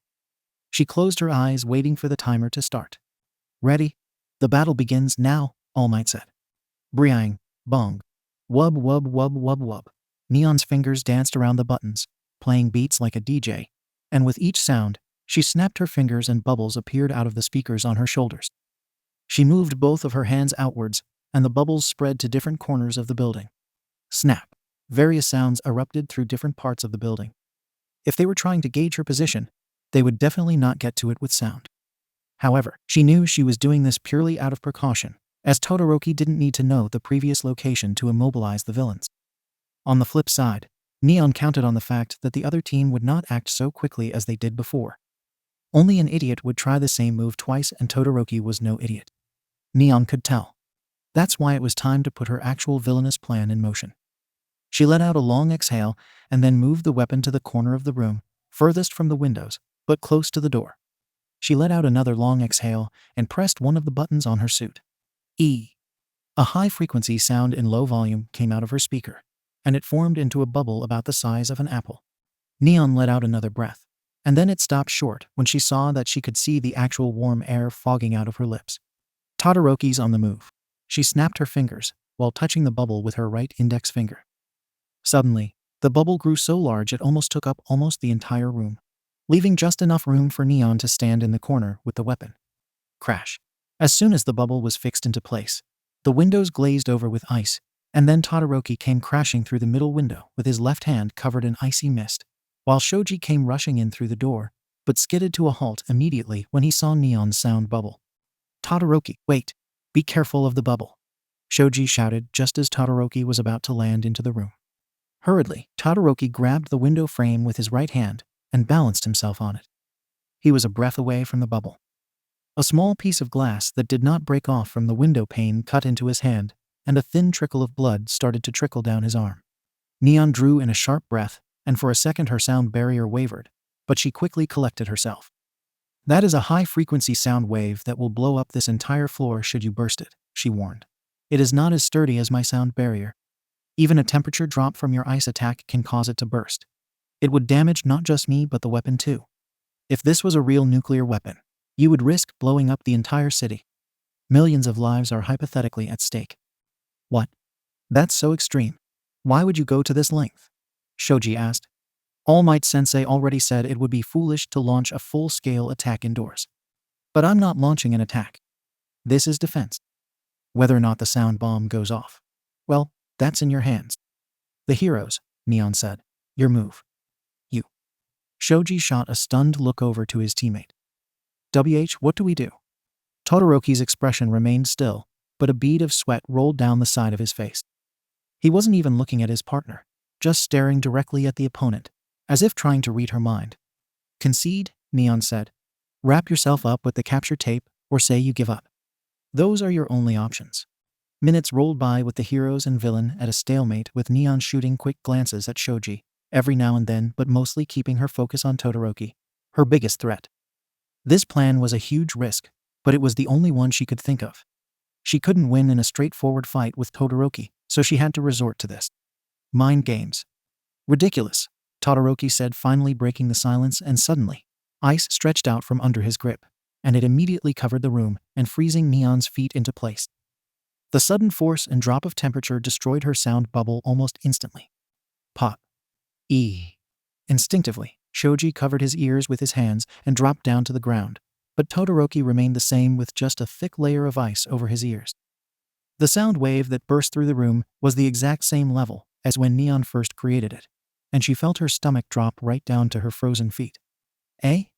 That wasn't a loud sound at all, Shoji said as he slowly got to his feet, while Todoroki calmly crossed over to Neon. For someone who reacted as you did to see someone getting hurt.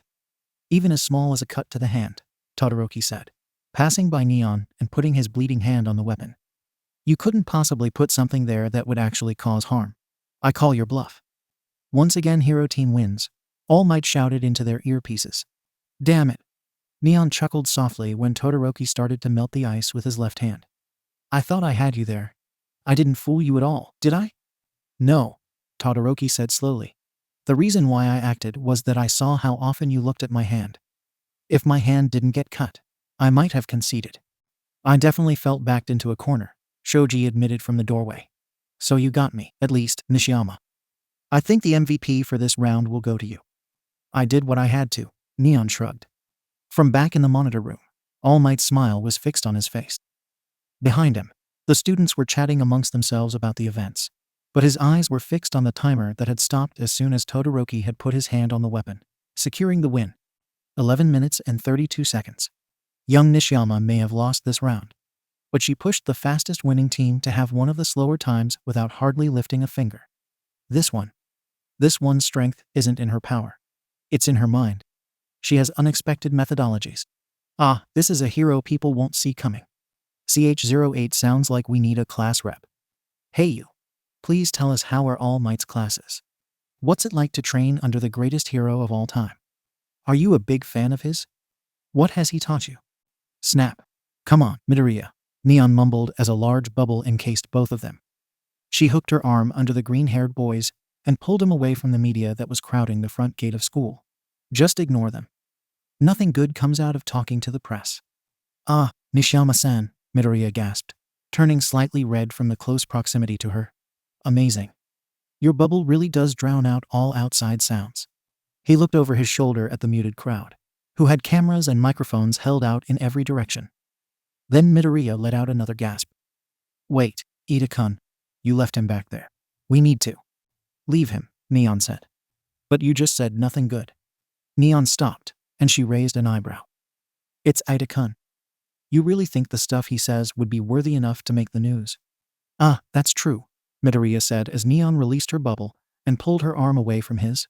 Wait, does that mean you think I'd say something they'd use? Neon nodded. You're not emotionally steady enough to handle the pressure of the media. You might divulge something you might not have intended to reveal. Like how your quirk is like All Might's. Midoriya started to visibly sweat, and Neon waved her hand in the air as she continued to walk into the school building. It's fine. All Might's quirk has always been shrouded in mystery. Even if it is related to your quirk, what does it matter to me? No skin off my back. Nishiyama-san, Midoriya whispered as Neon put her headphones back on her head. For the next couple of days, the media continued to swarm near the front gates of school, which Neon was secretly thankful for. With that kind of mob, There was no way her brother would send a family car to pick her up, so she could use public transportation and take her time getting home. Her commute was the only time she could really use to explore and store new sounds since she couldn't skip school anymore. She and the principal, who was the most reasonable living being that she had ever talked to, albeit frightfully long-winded at times, had reached an agreement in regards to her normal classes. Midoriya was right. They could not move her up in terms of grade level because she would be behind on hero training. At the same time, the principal recognized the frustration of being taught something she already knew. However, he had pointed out to her knowing something and applying it were two different things. And that is how they reached the agreement that during the morning classes, Neon would be the teacher's assistant. She would help create and grade the tests of her classmates while also teaching a different class each day of the week. Monday was math. Tuesday was modern literature. Wednesday was history. Thursday was English, and Friday was modern hero art history. None of the teachers had any objections to this arrangement, save one, but that was only because their homeroom teacher would have preferred it if someone else handled the school-centric business, and so he could just focus on the hero stuff. All right, Aizawa said with a heaving sigh as he stood in front of the podium. Let's get down to homeroom business. Sorry about the late notice, but today, I'll have you. The entire class tensed up, including Neon. Were they about to have another special training test? Decide on a class representative, he finished, and everyone visibly relaxed. Neon slumped over her desk and cupped her chin with one hand. Boring. I want to be class rep, pick me, Kirishima shouted. Me too. I want to do it too.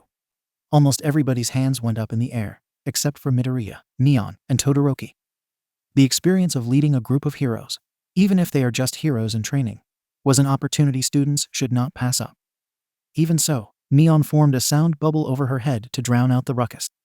Any type of group work was not her forte, nor was it something she liked to do, so why bother taking it away from someone who actually wanted to do it, especially someone she knew very well, who had been class representative for as long as she could remember. She looked out the window and pondered where she should go after class when she heard the now familiar tapping against her bubble. Donk, donk. The bubble unpopped before she even fully turned to look at Todoroki. We're voting, he said as he handed her a square piece of paper. K. It didn't take long for everyone to cast their vote. Considering they didn't know each other well enough yet, it was safe to assume most people wrote down their own names. Tenya diligently counted the ballots, and when he finally finished tallying everything up on the board, he hung his head in despair. One vote. Tenya sighed with defeat, and he looked over at Neon, who could only shrug, while Midoriya jumped up from his seat. "3 votes for me," he yelled. "Why Deku? Who voted for him?" Katsuki demanded. Well, it was better than voting for you, Shiro admitted, which earned him a glare from the explosive boy. What did you say? Neon dangled her hand up in the air. Can we move this along, sensei? She asked. Yeah, Aizawa said as he got out of his yellow sleeping bag and took back his position at the podium. All right. Looks like Midoriya is your class rep and Yaoyorozu is your deputy class rep. Seriously? Midoriya said through nervously chattering teeth. Okay. Now that business is done, everybody go to lunch, their teacher instructed. It was a very silent walk from the classroom to the cafeteria. Midoriya was mumbling the whole time about the duties of a leader and the qualifications they must have to be won, while Tenya's mouth was shut the entire time in a very clenched manner. Ochako couldn't even find an opportunity to lift the mood as she usually did with her cheerful demeanor. She did try, though, when they got their food and sat down. The rice here is really delicious, isn't it? She asked with a hopeful smile.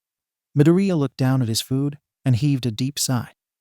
Even though I've been chosen as class rep, I don't know if I'm qualified for it. You are, Ochako said with a nod. Don't worry about it, Tenya agreed. Your courage and judgment at critical moments make you worth following. That is why I voted for you. It was you, Midoriya gasped, while Neon rolled her eyes. I knew it, she mumbled. You didn't vote for yourself, Ida-kun? But you got one vote, Ochako asked. That was me, Neon said as she chomped down on a baby corn tempura. Ah, I had a feeling, but thank you for your support, even if it was futile, Tenya said with a bow to Neon. But didn't you want to be class rep too, Ida-kun? Ochako asked. You certainly look the part with your glasses. Wanting to do it and being suitable for it are different issues. I merely did what I judged to be correct, Tenya said, while Neon rolled her eyes again. You do things too much by the book, she said, and then looked out the window. When you do become a hero, you're going to be tied down with rules and regulations enough. Why not take the opportunity now to do something in your self-interest just this once? That is a slippery slope, Nishiyama-sen, he said and pushed his glasses up with both hands. I cannot allow myself to stray from this path of justice, even if it is. Okay, spare me the lecture, Neon sighed and put up her hands in defeat. At least vote based on experience. You've been class rep for as long as I've known you. If class rep was an actual career, you'd be a veteran. I've been wondering, Midoriya said softly. Ida-kun. Since you're so familiar with Nishiyama-san, who's from a rich family, does that mean? Are you a rich boy, Ida-kun? Ochako interjected before Midoriya could find a way to say it delicately. Tenya sighed. I've been at least trying to change the way I talk to avoid being called that. But, yes, I am from a prestigious family. My family has been heroes for generations. I'm the second son. Amazing, Midoriya and Ochako exclaimed. You must have heard about the turbo hero, Ingenium, Midoriya? Neon asked. Midoriya didn't even try to contain his fanboy nature. Of course I have, he shouted. He's a really popular hero who has 65 sidekicks working at his agency. He is my elder brother, Tenya announced proudly. That's amazing, Midoriya and Ochako shouted. Even Neon couldn't help but let out a smile. Ida-san is a dependable hero, Neon said as she continued to eat. Yes, Tenya said, and his chest puffed up some more. He honors the rules and leads people. I set my sights on being a hero because I want to be like my brother. However, I think it is still too soon for me to lead others. Unlike me, Midoriya realized the point of the practical portion of the entrance exam, so he is more suitable for the job. Actually, about the entrance exam, Midoriya said slowly. Bria Niang. Neon stood up immediately as soon as she heard the alarm bell and her bubble appeared around their table. Oh, an alarm? Midoriya asked as he looked up at the lights that were beginning to flash. Wait. How can I hear sounds if I'm in the barrier? My bubble can work in the other direction too, Neon explained, while her eyes darted to the windows, and then the doors. We can hear everything still, but everyone on the outside wouldn't be able to hear us. There has been a level 3 security breach, announced a robotic voice over the intercom. All students please evacuate outdoors promptly. The older students got to their feet and clambered out the door first, leaving the first years looking at each other blankly. What is a level 3 security breach? Neon asked. Tenya gulped. According to the student handbook, it means someone is trespassing on school grounds. We need to get out of here before it's too late, Midoriya said as he watched everyone flood out of the cafeteria. Everyone, stay close to me, Neon said. My barrier should be strong enough to push through people as long as someone like Kirishima breaks it. Do we really need your barrier? Midoriya asked. Neon didn't answer. Instead, she waited until they got through the door for Midoriya to see her point. Everyone was in a panic and pushing and shoving their way to escape. Because of the frenzied state, it was easy enough for Neon to use her barrier to push to the middle, but by the time they reached the middle, it was too congested and the barrier popped from the sheer pressure of the crowd. Ah, I'm being squished. Ochako gasped with her front firmly pressed against Neon's back. As expected of the best, Tenya groaned, while being slammed against Neon's right side. Everyone reacts quickly in a crisis. They're too quick, and it's causing a panic, Midoriya yelled from Neon's other side.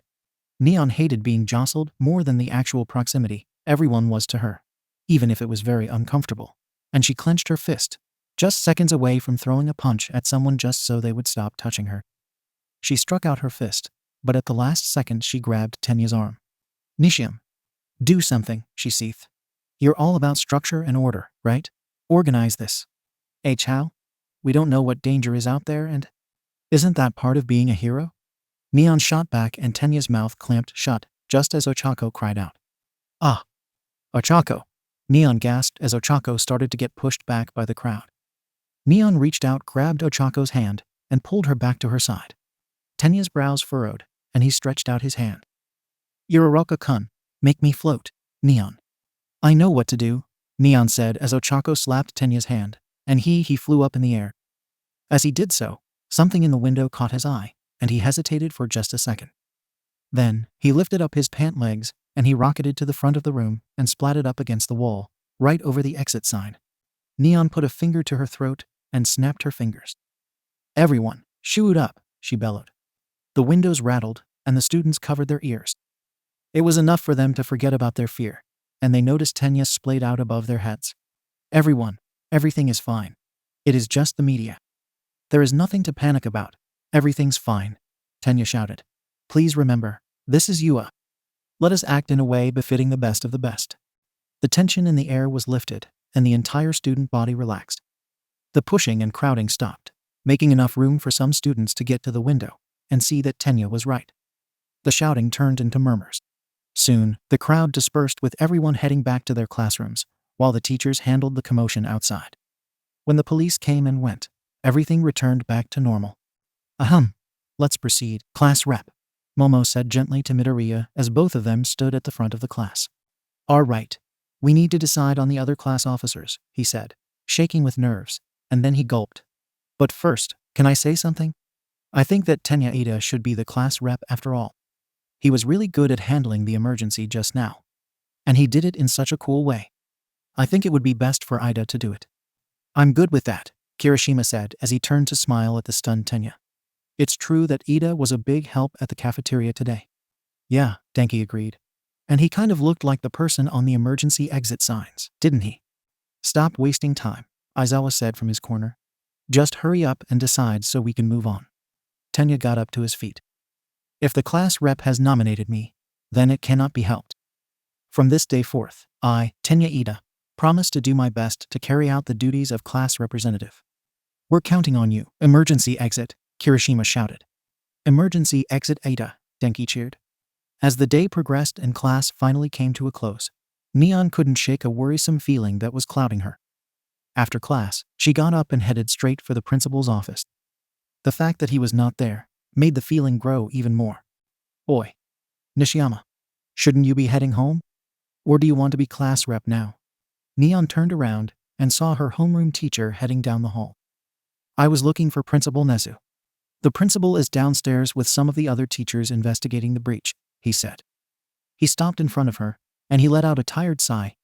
I know what you are here for, and there is no reason for you to worry about the trespassing. I overheard some third years say that this has never happened before during their time in school, Neon said. And, to borrow a line from Ida-kun, Yua is an elite school. The security systems here are state-of-the-art. There is no possible way that ordinary members of the media could so easily. Aizawa put up his hand. You are bright, Nishiyama, and you have good instincts. But like I said, there is no reason for you to worry about it. The faculty is aware, and we will handle it. I know it's not in your nature to do so, but I'm ordering you as your teacher to leave it to us pro-heroes to handle. Got it. Neon's jaws clenched, and she nodded stiffly. And do not voice your concerns to the rest of the class. I know you and Ida are close, but... Now it was her turn to interrupt. I'll keep it to myself. I won't cause unnecessary panic, like today. Ah, Aizawa said with begrudging agreement. The student body did not act as rational as they needed. I will mention to the principal that moving forward, the teachers should make sure you are all prepared and can act accordingly in the future. Now, if that's all, Nishiyama, go home. Neon nodded. I'll see you tomorrow, sensei. Ah, he said as she walked away. He watched her round the corner, and when she was out of sight, his usual complacent expression turned into a frown. He meant what he said in that the girl had good instincts. On paper, she more than qualified in being a hero in training. She had the drive and the determination to strengthen herself and to be of use to society. Yes, the girl had hero potential, but there was no guarantee that she would succeed. And it all came down to one thing, her mentality. She was rational. There was no doubt about that. In fact, he had never encountered another first year who was as fully aware of all the risks and hard work it takes to be a hero as Neon. Power and glory came to very few, but the weight and burden of hero work was something every hero had to shoulder, and she seemed to be extremely cognizant of it. She was not a passionate dreamer type like Midoriya, and admittedly, Aizawa actually was more like her than the other worrisome student in his class. However, he knew how important passion was to sustain a career in hero work. It was too easy to get jaded, and he had seen too many of his students and peers broken by failures and harsh realities. A broken spirit was much harder to come back from than a broken bone. What was her motivation for being a hero? Would it be enough to push herself when the going gets tough? To go beyond? Plus ultra? Yes, that was the question that she had not yet answered to his satisfaction. Maybe she hadn't figured it out herself yet.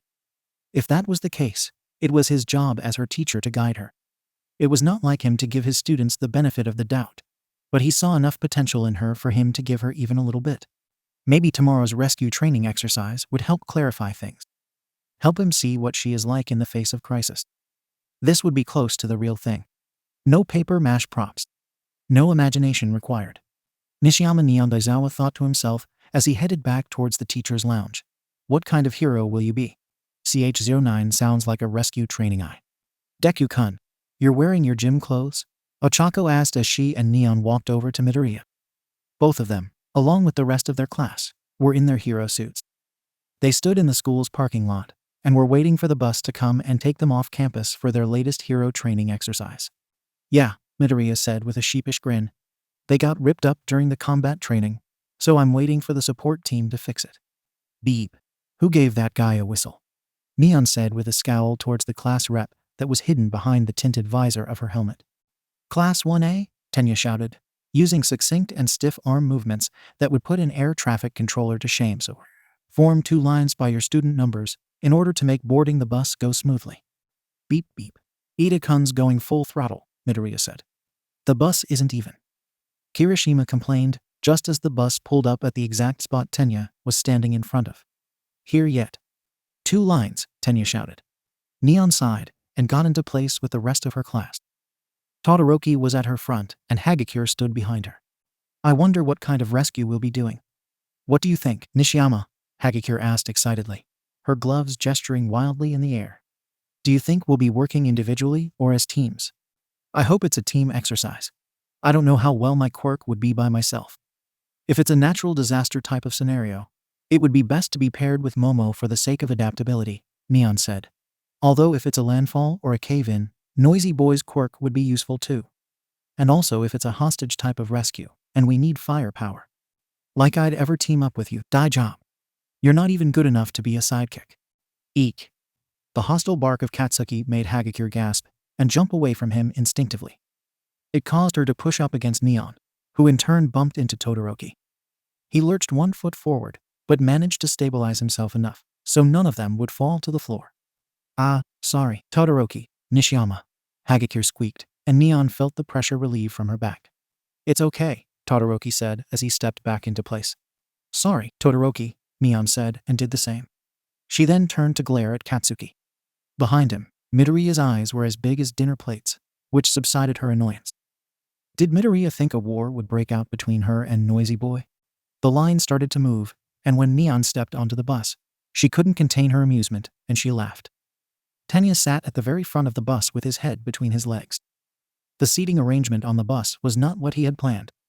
Instead of rows of 2 on each side of the bus, the first half of the bus had seats that lined up against the wall. Just sit anywhere you want, Tenya said defeatedly. Neon shrugged, and then when she got on board, she promptly sat down next to Todoroki. He looked at her in surprise since there was a full row of empty chairs next to her. You're not the chatting type, Neon said with a shrug. I see, Todoroki murmured. The bus revved off, and they sat in silence the entire time, which Neon appreciated even more so when Noisy Boy started yelling at people towards the front of the bus. It took them about half an hour to get to the training course, which was held inside a large building with a glass dome as the roof. In front of the gates rested golden letters ASCII. Beneath it stood the legendary hero, 13. He was clad in his usual puffy spacesuit with a spherical helmet over his head. Everyone, I have been waiting for you, he rasped through the speaker box in his suit. Wow, it really is the space hero, 13, Midoriya exclaimed. The gentlemanly hero who has rescued tons of people from disasters. Oh, I love 13, Ochacho cheered. Come. Let's go inside without delay, 13 said as he walked up the front steps of the building and into its vast open door. The students entered the building with Aizawa-sensei in the back. The front door was actually elevated to the 2nd story, and the entire building was just one big open space. They could see down below on the ground level that there were various disaster simulation zones set up and at the ready. Shipwreck, a landslide, an urban fire, a windstorm, and many other scenarios, 13 said as he spread his arms out. It is a specialized training ground that I designed with different types of accidents and disasters. Welcome to the unforeseen simulation joint. Whoa, the students gasped as Aizawa walked to the front. 13. Where's All Might? He asked. He was supposed to meet us here. About that, 13 said in a hushed voice that made Neon's ears perk up. It looks like he did too much hero work on his way to work and ran out of time, so he's resting in the lounge. That is the height of irrationality, Aizawa sighed. But it can't be helped. Shall we begin? Let's see before we begin. Let me say one thing or maybe two. Make that 3 or 4. 13 started to say. 5, 6, 7. Neon's eyes widened along with the rest of her classmates. How many warnings do they need for this place? 13 raised his hand. Everyone, I'm sure you are aware of my quirk, black hole. I can suck up anything and turn it to dust.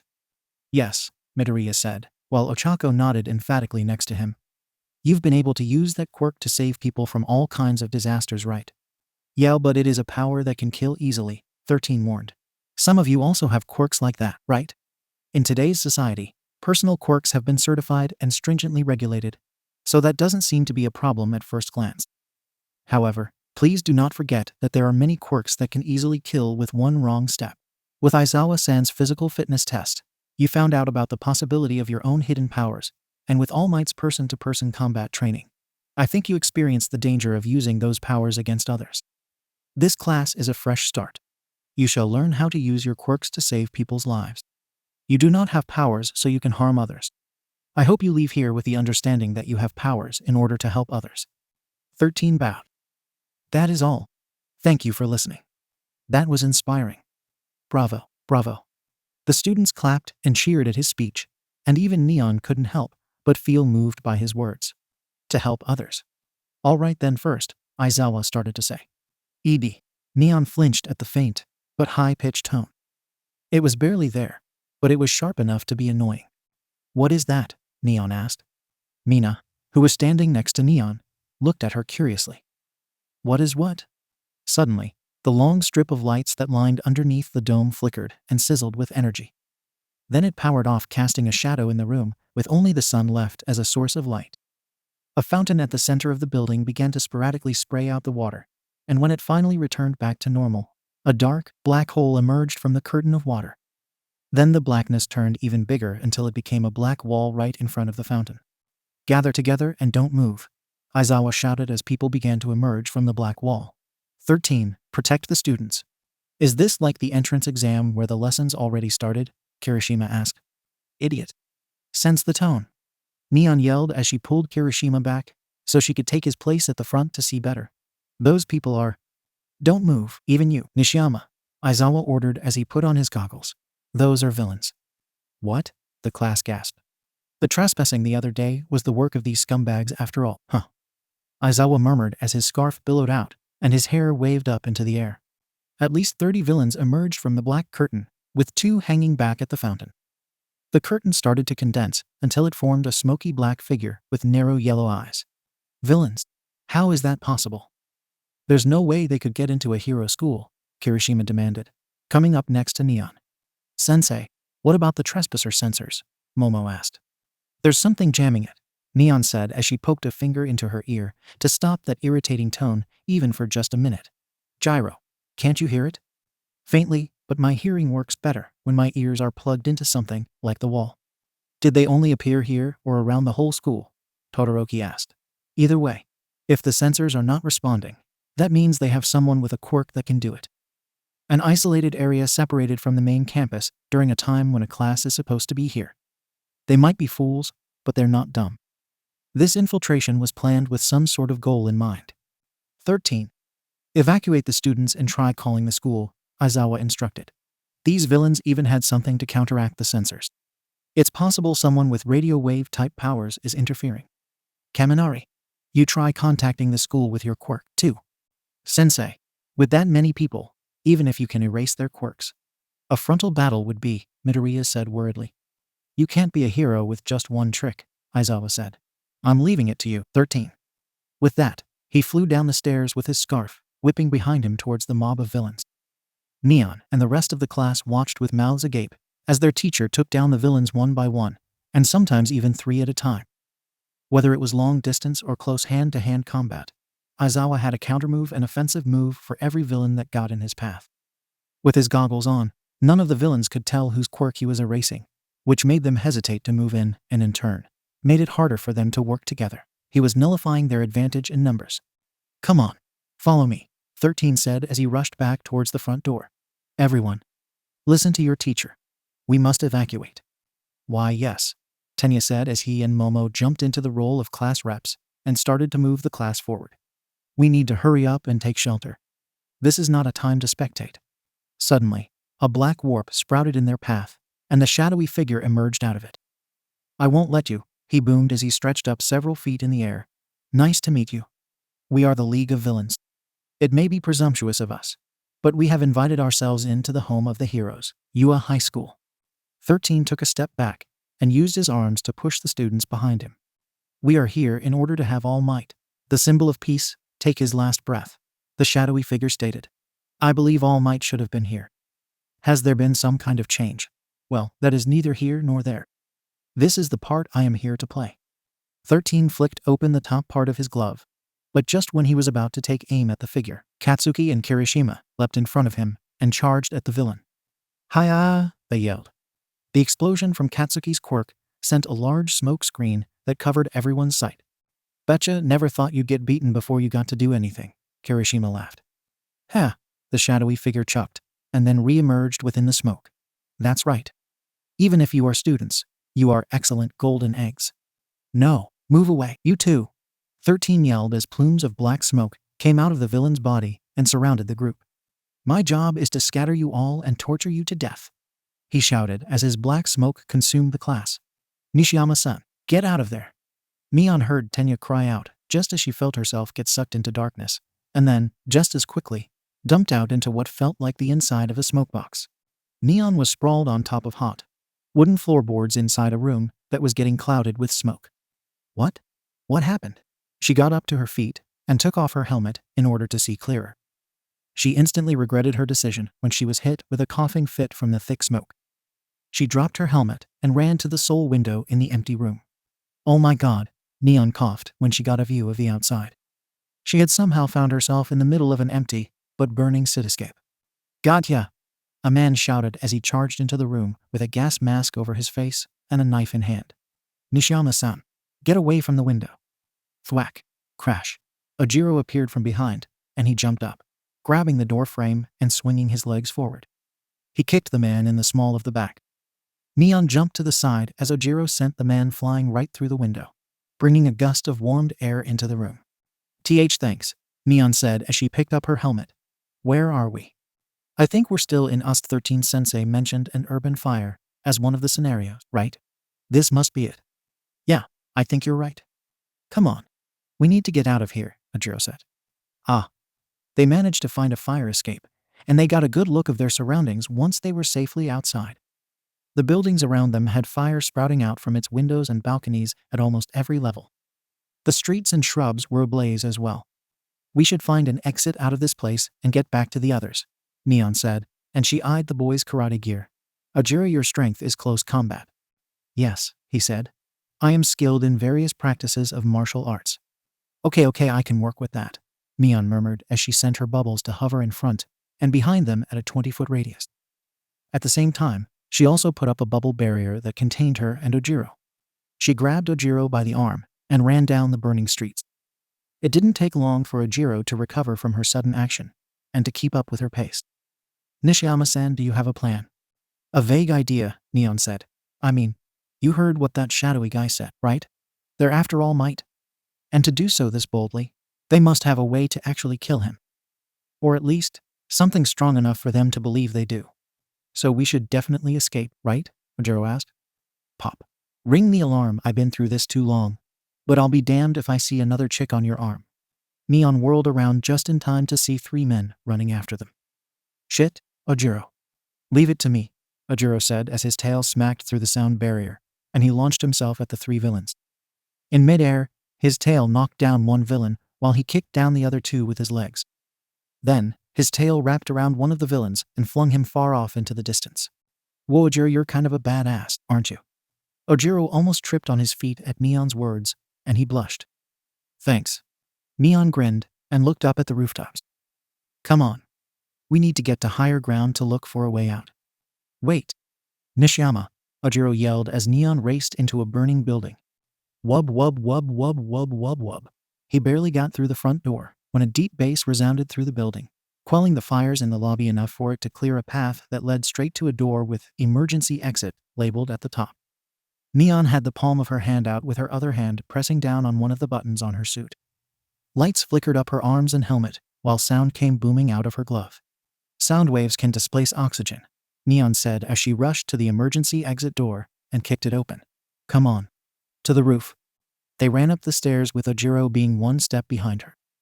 Neon knew he could easily overtake her, but she was also the one with the fire extinguishing ability. She was lucky that she ended up with someone so level-headed and congenial. Nishiyama, when we find the exit, what do we do next? He asked. Get back to the others and get at least one of us out the door to get help, Neon said. Eh? Just one? Not all. You heard Aizawa-sensei, right? The villains chose to attack here, when we're isolated away from the school. They might have enough power to take down All Might, but it's not enough to take on multiple pro-heroes. They deliberately jammed our sensors, which shows the last thing they want is for the other teachers to get here, Neon said. So as long as one of us leaves and contacts the school, their plan would be thwarted, and we have a chance of them retreating. That's true, Ojiro said as they got to the roof. Now that they were on higher ground, Neon could get a closer look at the roof over their head. They were in an enclosed simulation that kept the smoke and fire contained and away from the other areas.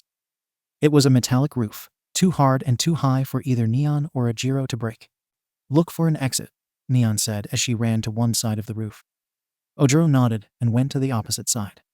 13-sensei didn't hold back, did he? This is as real of a disaster zone as it gets, Ojiro said as he squinted to get a better look. I can't see anything through this much fire and smoke. Nishiyama, can you see anything? He turned to look at his classmate, and then was shocked to find her looking at him with widened eyes and mouth agape. What? Ojiro said. That's it, Ojiro, that's it, Neon yelled. What? What do you mean? Ojiro asked. This is a disaster zone, Neon said. Ojiro blinked. So? Neon grinned. So, let's create a disaster. CH-10 sounds like a rescue training room in 2. Where are those damn kids? Anybody seen them? Anybody have a searching quirk? These villains. Sounds like they've been rounded up and dumped here, Neon murmured to Ojiro in a sound barrier as they waited inside the second floor of a skyrise that was definitely modeled to resemble some sort of business center. The sound barrier took up almost the entire floor, and it reached the 2-story high ceiling and covered a large sound bubble that made the one she created to thwart Todoroki and Shoji look like pebble. They don't even know about each other's abilities. If that's the case, maybe they aren't that strong after all. Maybe their plan to take out All Might was just overconfidence, Ojiro said with a hopeful smile. Neon shook her head. Those 2 men that hung back while the others attacked Sensei. Those must be the bosses. They're just letting these thugs split us up and take us out. Which means they highly underestimated us, or else they don't know about our quirks. Eh? How'd you figure? Ojiro asked. Because if they knew about my quirk, they wouldn't put me in an urban setting, Neon said as she finished containing above her a sound bubble that was taking over the room. But even I know your quirk, and I'm not entirely sure what you are doing, Ojiro admitted with a scratch to the back of his head. Neon smiled. You ready to go? Ah, Ojiro said as he bent down so that Neon could climb on his back. She broke the sound barrier, and they jumped out the window down to a vacant street below, leaving behind her giant sound bomb. A trail of smaller bubbles followed Neon, and when they reached the ground, Neon sent her bubbles forward to the cross street at the city center. She and Ojiro ran several blocks away to a small 3-story building, and they ran up to the roof to see their plan in action. Neon pushed a button on her helmet, and it activated the sound-boosting technology she had requested. It gave her already sensitive hearing an extra boost with a radius of 5 blocks, as long as the voices were above a whisper. Ready? Neon asked as Ojiro covered his ears and gulped. Snap. Through the shouting of the villains chasing after them, Neon heard the faint traces of her pre-recorded fake planning with Ojiro. We just need to sneak into the office, and once we get there, she heard her own voice say. Ah, I hear something. Over there. Those brats are over there. Someone shouted, followed by the sounds of running. They took the bait. She held her breath and waited. Within a second, there was more shouting and more feet. She counted to 10 and forced herself to be patient. She needed as much of them to gather as possible. The more of them together, the more she could take out. Hey, there's nothing here. Did they run? I swear I heard something. Let's spread out and look for them. They have to be around here. Snap. Kaboom. Kaboom. Kaboom. Kaboom! Neon snapped from both hands, and suddenly, 4 sound waves blasted through the middle floors of the 4 tallest buildings around the city center. They collapsed onto the streets with chunks of stone and steel metal beams crushing surrounding buildings. When the dust had settled, there was a makeshift wall of ruins encircling the villains at the center. A disaster fitting for a disaster scenario, Neon said. Okay, I bought us some time ready to go. Ah, Ojiro nodded solemnly as he stretched out his leg muscles. Leave the hand-to-hand combat to me. The 2 of them ran to the outer border of the city. There had to be a door along the wall, and it was only a matter of time for them to find it. Taking out as many villains as possible was only a security measure to lessen any fighting they would have to do, even if Ojiro was quite good at it. An incessant ringing sound appeared within her ears. Temporary tinnitus was the side effect of overextending her quirk, and Neon rarely had it get to this point. There they are. Get them. 4 men came running towards Ojiro and Neon. One had a large stick in hand. One had long, sinewy fingers, and the other 2 looked perfectly normal, which made Neon nervous. Based on her perusing on the internet, the most plain ones usually possessed the most unexpected and dangerous quirks. Nishiyama, please leave this to me, Ojiro said as he charged forward. The stick in the first man's hand suddenly grew to a thick club, and he swung it hard at Ojiro, who effortlessly ducked and kicked his attacker squarely in the jaw, knocking him away. The club flew out of his hand, returning back to its stick form and clattered at Neon's feet. The 2 plain-looking ones morphed in different ways. One grew taller and bulkier, while the other turned into a dark green, gloopy mess with 2 dripping arms and a slackened jaw. The bulkier man lunged for Ojiro, while the goop went for the student's legs. Ojiro's tail flicked forward, and he used it to push off the bulkier man's chest. But just as he was flying away, he was grabbed by a rope and yanked towards the villain by the man with sinewy fingers. His index finger had transformed into a long rope. Ah, Ojiro yelled as Neon rushed forward. In one smooth motion, she picked up the stick, stuck it in nearby fire, and thrusted the flame right at the extended rope. Ah! The rope man screamed, retreating his rope and hurriedly blowing out the fire on his finger, but Neon did not dawdle to register his reaction. She swung out again, and this time stuck the fire straight into the goop. Efoom! The goop immediately burst into flames, and the man returned back to his human form in order to roll around on the concrete. Why you? The bulky man yelled as he raised a fist. Thwack! Thwack! Thwack! Ojiro, now free from all hindrances, quickly kicked and thrashed the villains unconscious. He wiped his brow and straightened his back. Thanks, Nishiyama. I'm sorry for rushing in so quickly. I was just eager to do something on my part. The ringing in Neon's ears was getting louder, so she could barely make out what he was saying since he had a naturally soft-spoken voice. She smiled to show that there were no hard feelings, and she held up a thumbs-up sign. Then she motioned for them go forward, and Ojiro nodded. Thankfully, they did not run into any more people when they found the exit. Neon could only assume that the group of men they had encountered were tasked to patrol, since their quirks were utilized mostly to capture. They turned the wheel attached to a giant metal door, and it took both of their strength to open it. CCC Kriyak. They slipped out and slammed the door shut behind them before anybody could close in. When they got to the other side, Neon gulped. They were at the farthest corner of the building from the entrance. Neon couldn't hear that well now with the ringing, and the fact that there were just too many noises of fighting and shouting. She closed her eyes and did the first thing that came to mind. She pointed the base of her finger to her throat. Class 1A. This is Neon with an announcement. Bang, bang, bang. There was pounding against the metal door as Ojiro twisted the wheel shut. Both he and Neon pushed their backs against it, while Neon continued to announce her lie. With every word she spoke, the ringing in her ears got louder and louder, but she wasn't here to listen. Ojiro and I had found the emergency landline in the urban simulation zone. It's connected directly to the school. I've spoken to Chikamatsu-sensei. The school has been notified. I repeat. The school has been notified, and they are on their way. All students to please proceed evacuation, and to be safe class rep. With your quirk, you will need to lead the charge. I repeat. Class rep, take the lead. Neon, out. As the last of Neon's voice echoed through the dome, Tenya gritted his teeth and rushed forward past the warp man and towards the front doors. Neon's fake announcement was just enough for the villain to hesitate. She made a very convincing lie, but Tenya knew better. He knew the roster of the entire faculty. There was no Chikamatsu-sensei. In fact, Chikamatsu was the name of Akia's pet hamster. Her message within her lie was loud and clear. He needed to get help. However, Tenya knew she would be disappointed since he was already in the middle of doing so. She didn't need to waste her breath. Ida-kun, Guo! Ochako screamed behind him as she touched the metal casing shrouded inside the warp man's black fog and threw it up into the air. Ah, no! The warp man cried as he was pulled away from Tenya, who flung the front doors open and raced out. Stay alive, everyone, Tenya thought as he charged towards the school.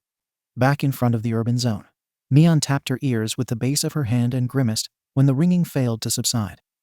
There hadn't been any pounding against the door since she finished her announcement. The villains must have gotten scared and decided to regroup. Or they were waiting for the warp man to come get them. He did bring them here after all, but now that Mion was thinking about their entrance, she got an uneasy feeling in her stomach. Ojiro, Mion said. We need to get to the central plaza. I think Aizawa-sensei is in danger. But with what you just said, the villains should be retreating by now, right? Ojiro asked. Mion nodded. Logically, yes. But these are villains we're talking about. Even if they are not strong, their hearts could be the worst of the worst. We have to think of the worst-case scenario. They might not be able to get All Might this time. But what's going to stop them from taking out a teacher? Or even a student while they have us here? Bang, bang, bang.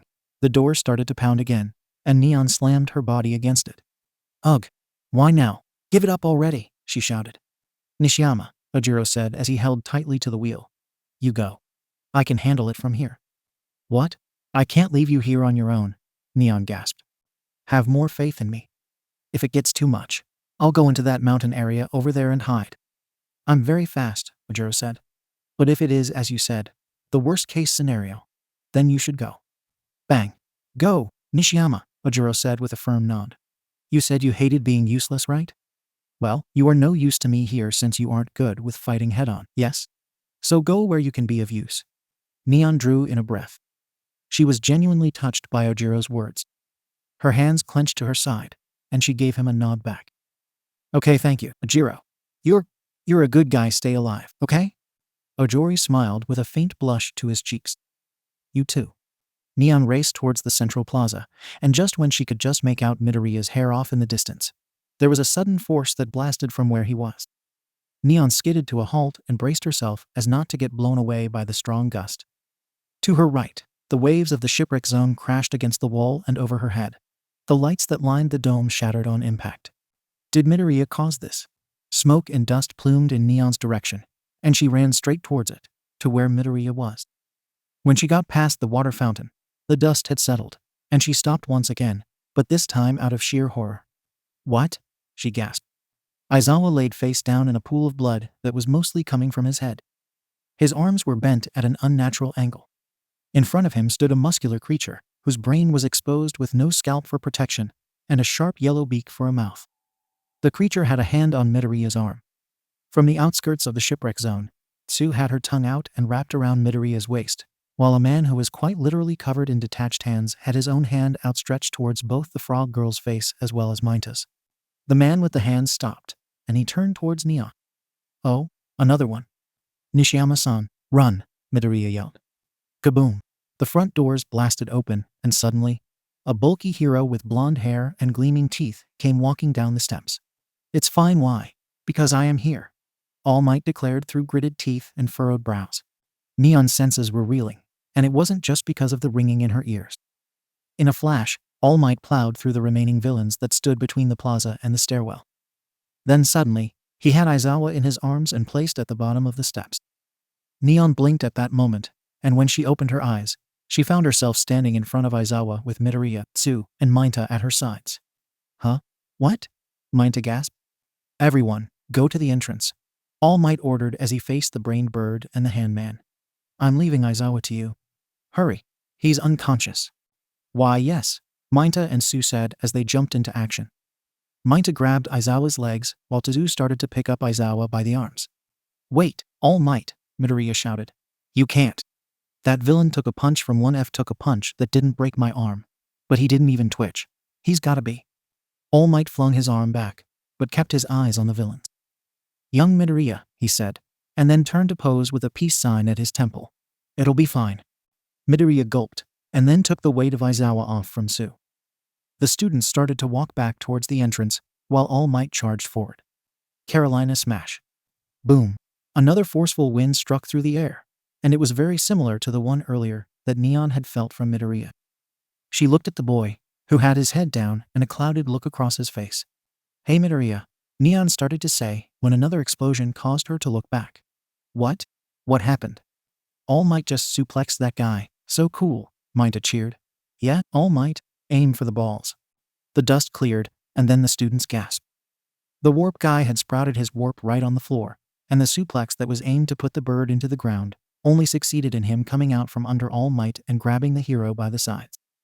The sharp talons of the Birdman pierced into All Might's flesh and deep red stains started to bloom out of his white shirt. No way, Minta gasped.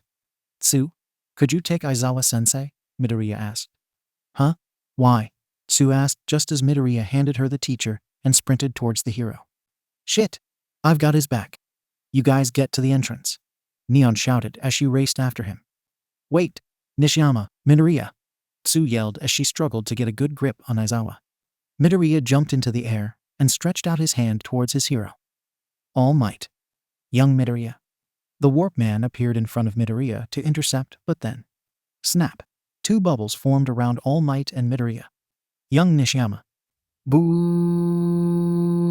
The ground shook and then cracked beneath Neon's feet as she sent an amplified bass through both shoulder speakers. Ah! She screamed through the ringing in her ears as she blasted the sound forward. The warp man's whole being wavered and shook, and it exposed the metallic kin hidden within his body. It was started to vibrate from the sound waves. The birdman let out a shriek and his hands loosened from All Might. The vibrations were hitting everywhere in their body, and it rattled them from the inside. Get out of the way, die job. Neon was shoved aside, and her base was cut off, as well as the sound barriers around All Might and Midoriya. She fell to her feet as Katsuki blew right past her, and sent an explosive punch at the warp man. Take that, he yelled as he grabbed the metal can and drove it into the ground.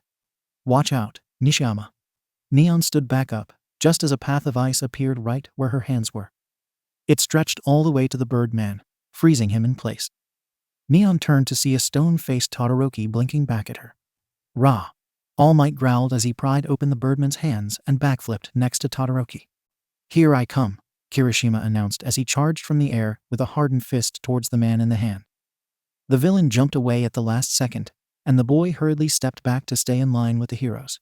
Damn it! I didn't get to show off. Midoriya, All Might, you guys okay? Neon asked. Thank you for your concern, young Nishiyama. I'm fine, All Might declared. TCH?